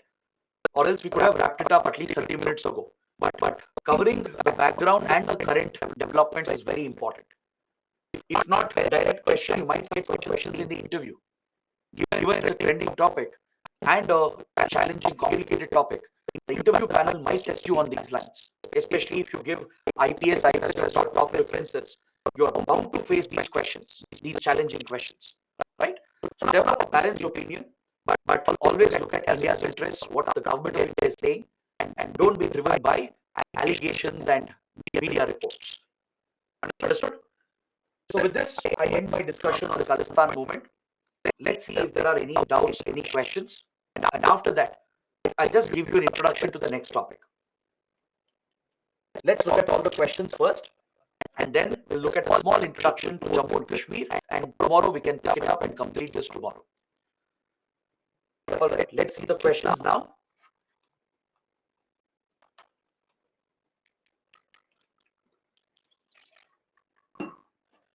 Samin is asking why military attack was not supported by Western countries. Samin, you have to be specific. Which military attack are you referring to?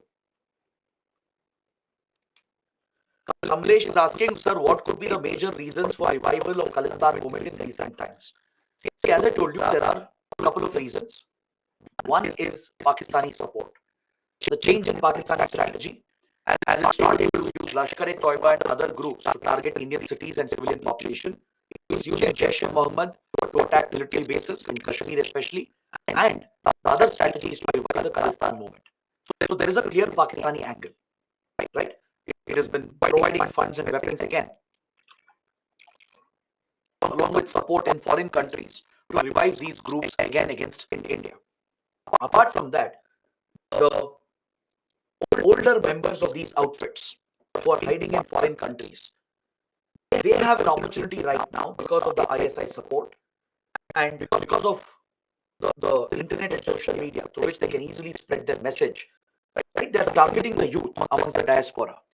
They are spreading this ideology again, trying to raise this propaganda against India. So these extremists who are still hiding from 30 years, they have not given up on their agenda to create a Khalistan. Is that clear? So both the factors are responsible. Plus organized crime. There is a clear connection between the rise in criminal gangsters from Punjab and their connections with Khalistani outfits. So all these factors could be playing a role.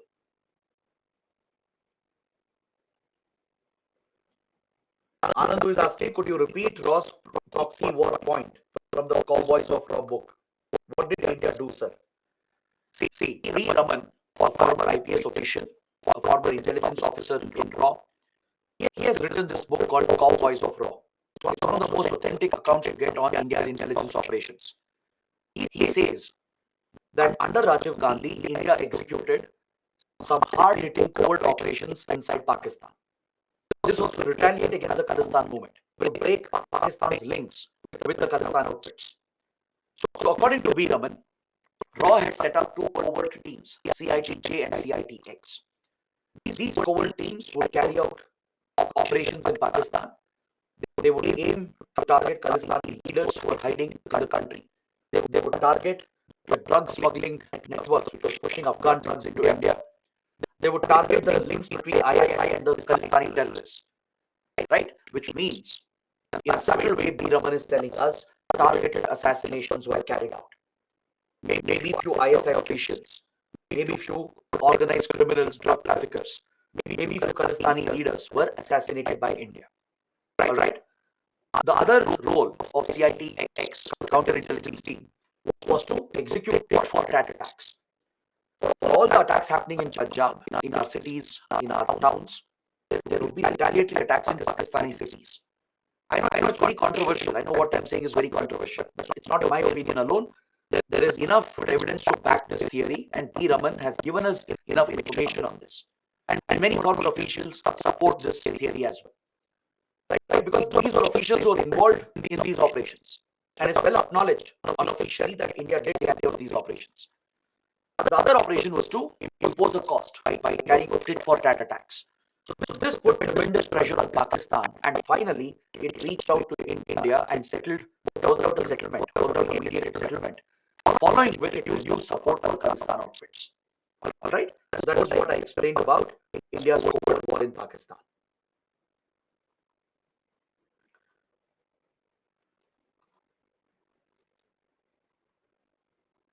Strategy to destabilize India. Western countries wouldn't act against it. Also, in many countries, the Sikh community is very influential. There are rich businessmen, politicians, officials, and leaders. So they hold a lot of political influence in the other countries. And the influence, where Khalistani extremists can exploit this to get some support from those governments. If not direct support, at least indirect tolerance. See, Canada is not directly funding them. Canada wouldn't do that.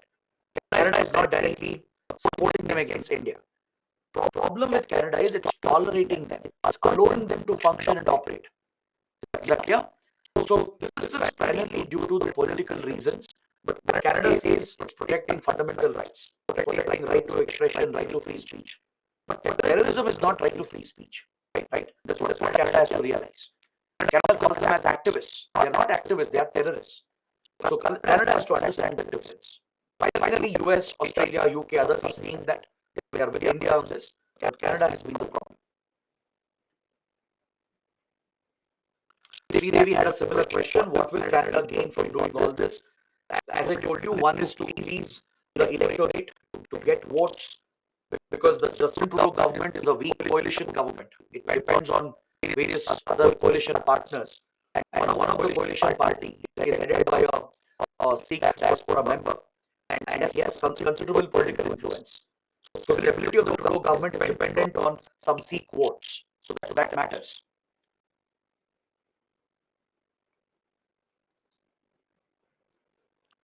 Shavani is asking, what's the name of the group Khalistan group led by Sidhu Moosewala? See, when Sidhu Moosewala established the group, Waris Janjab Day, it was not a group Khalistan group. It was a social organization meant to help the farmers and to serve other social causes. But after Moosewala's assassination, right, others took over, like Amarpal Singh, and turned Waris Punjab Day into a pro-Khalistan outfit.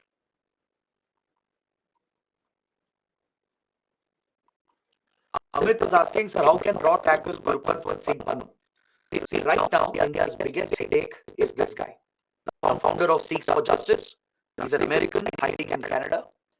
So what India has to do is that we have to bring diplomatic pressure on them. We have to get Gurpatwant Singh Banu arrested. He has made inflammatory speeches. Right? He has given an open call, public call for terrorism against India multiple times. This is enough. This is cause enough to get them arrested in their countries. So we need to exert diplomatic pressure. We need to bring influence from US and other friendly countries and ensure that Canada acts against these terrorists.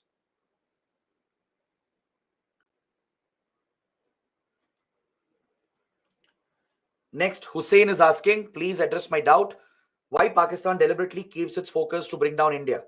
As I told you, from the beginning, from 1947, India has been enemy number one for Pakistan, right? Starting from Kashmir dispute to the liberation of Bangladesh. Pakistan has many reasons to target India. It has always been obsessed with India, right? Especially after liberation of Bangladesh. It swore to take revenge against India. I mentioned this point again and again, right? That is the prime motivation for Pakistan. Pakistan is obsessed about Kashmir. It's obsessed about targeting and destabilizing India, as India played a direct role in breaking East Pakistan away, right? So Pakistan has made it its biggest obsession to destabilize India. That's the policy of Pakistan as well.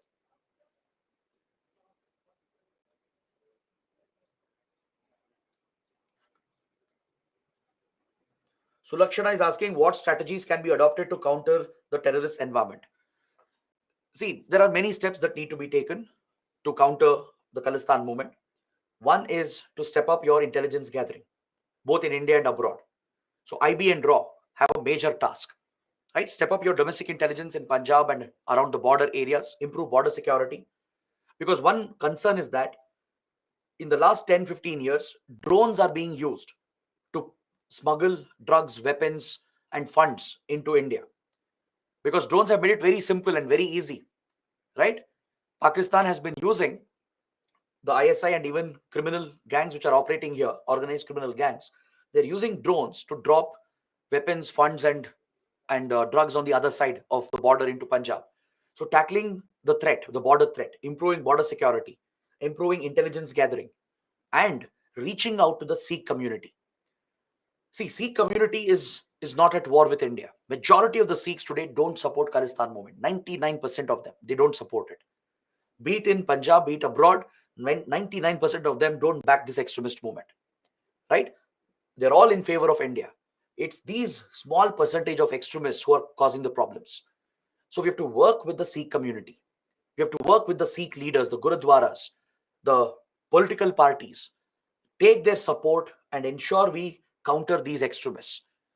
Protect the youth from getting radicalized, right? Ensure that going forward, the Sikh youth don't fall prey to this propaganda of these extremists. So that requires collaborative effort.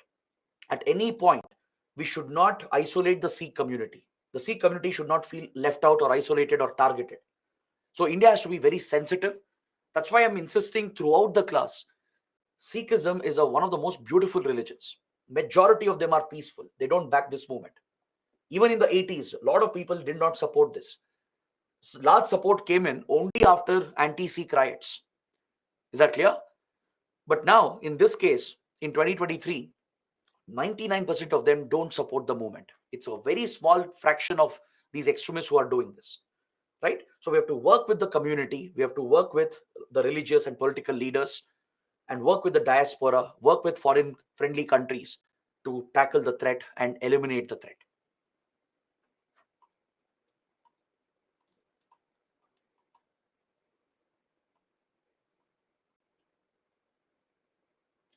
Aniket is asking, who are the five eyes of alliance? See, I mentioned the Five Eye Alliance, right? So there are 5 Western democracies that have formed an intelligence initiative. It was started during the World War period and it was scaled up after the Second World War. So there are 5 democracies in it: US and Canada, then UK, Australia, and New Zealand. These are the 5 countries that have a common intelligence gathering initiative. All right. So US and Canada, UK, then Australia and New Zealand. They can intercept all communications. The Five Eyes Alliance, it can intercept satellite communication, the whole internet traffic, every single mobile call, mobile phone call, text messages, any electronic communication can be intercepted by the Five Eyes Alliance.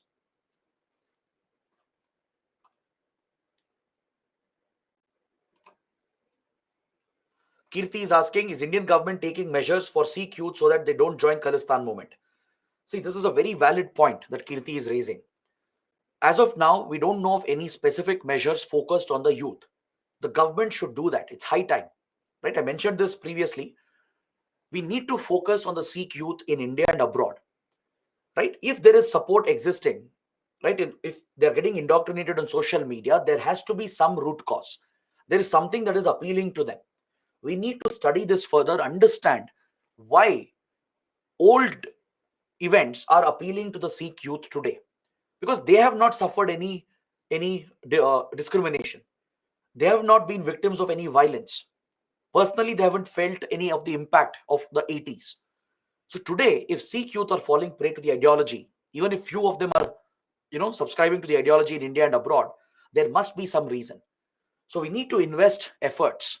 That's why I told you we have to work with the community, work with the leaders, and provide opportunities for the youth to stay away from these extremists. Is that clear? So de-radicalization should be promoted. The misuse of internet, social media has to be tackled. These are very important tools in counter-terrorist strategies. All right. So guys, these are the questions. So it's already 8:30. So let's stop the discussion for today. We have had a very fruitful discussion. We have covered a very important and a trending topic, that too in complete detail. So tomorrow, we will wrap up this chapter. We'll finish the terrorism in Jammu and Kashmir, terrorism seen across India, and what measures is India taking to counter terrorism. So let's try to complete this chapter tomorrow. That is the 4th class tomorrow. And then we'll start with Northeast insurgency for the 5th and 6th class. All right. These are the major topics in our syllabus. This is where we have to pay more attention because these are more complex topics. Then we'll get some easy topics like cyber crimes, money laundering. we can quickly complete them. Even though it's important, the topics are smaller. But here the topics are very big and complex as well. So that's why we have to invest more time. At least 2 classes per chapter is needed. So Naxalism is done. Linkages between development and extremism is also done. Part of terrorism is also covered. We're only left with some part of terrorism, which will wrap up tomorrow, and then Northeast insurgency. So let's end the session for today. I think it's enough. Let's catch up tomorrow and let's close this chapter. I hope you guys liked today's session. I hope you guys have understood everything. Do let me know how it went. So I'll see you tomorrow. Till then, take care. Have a good night.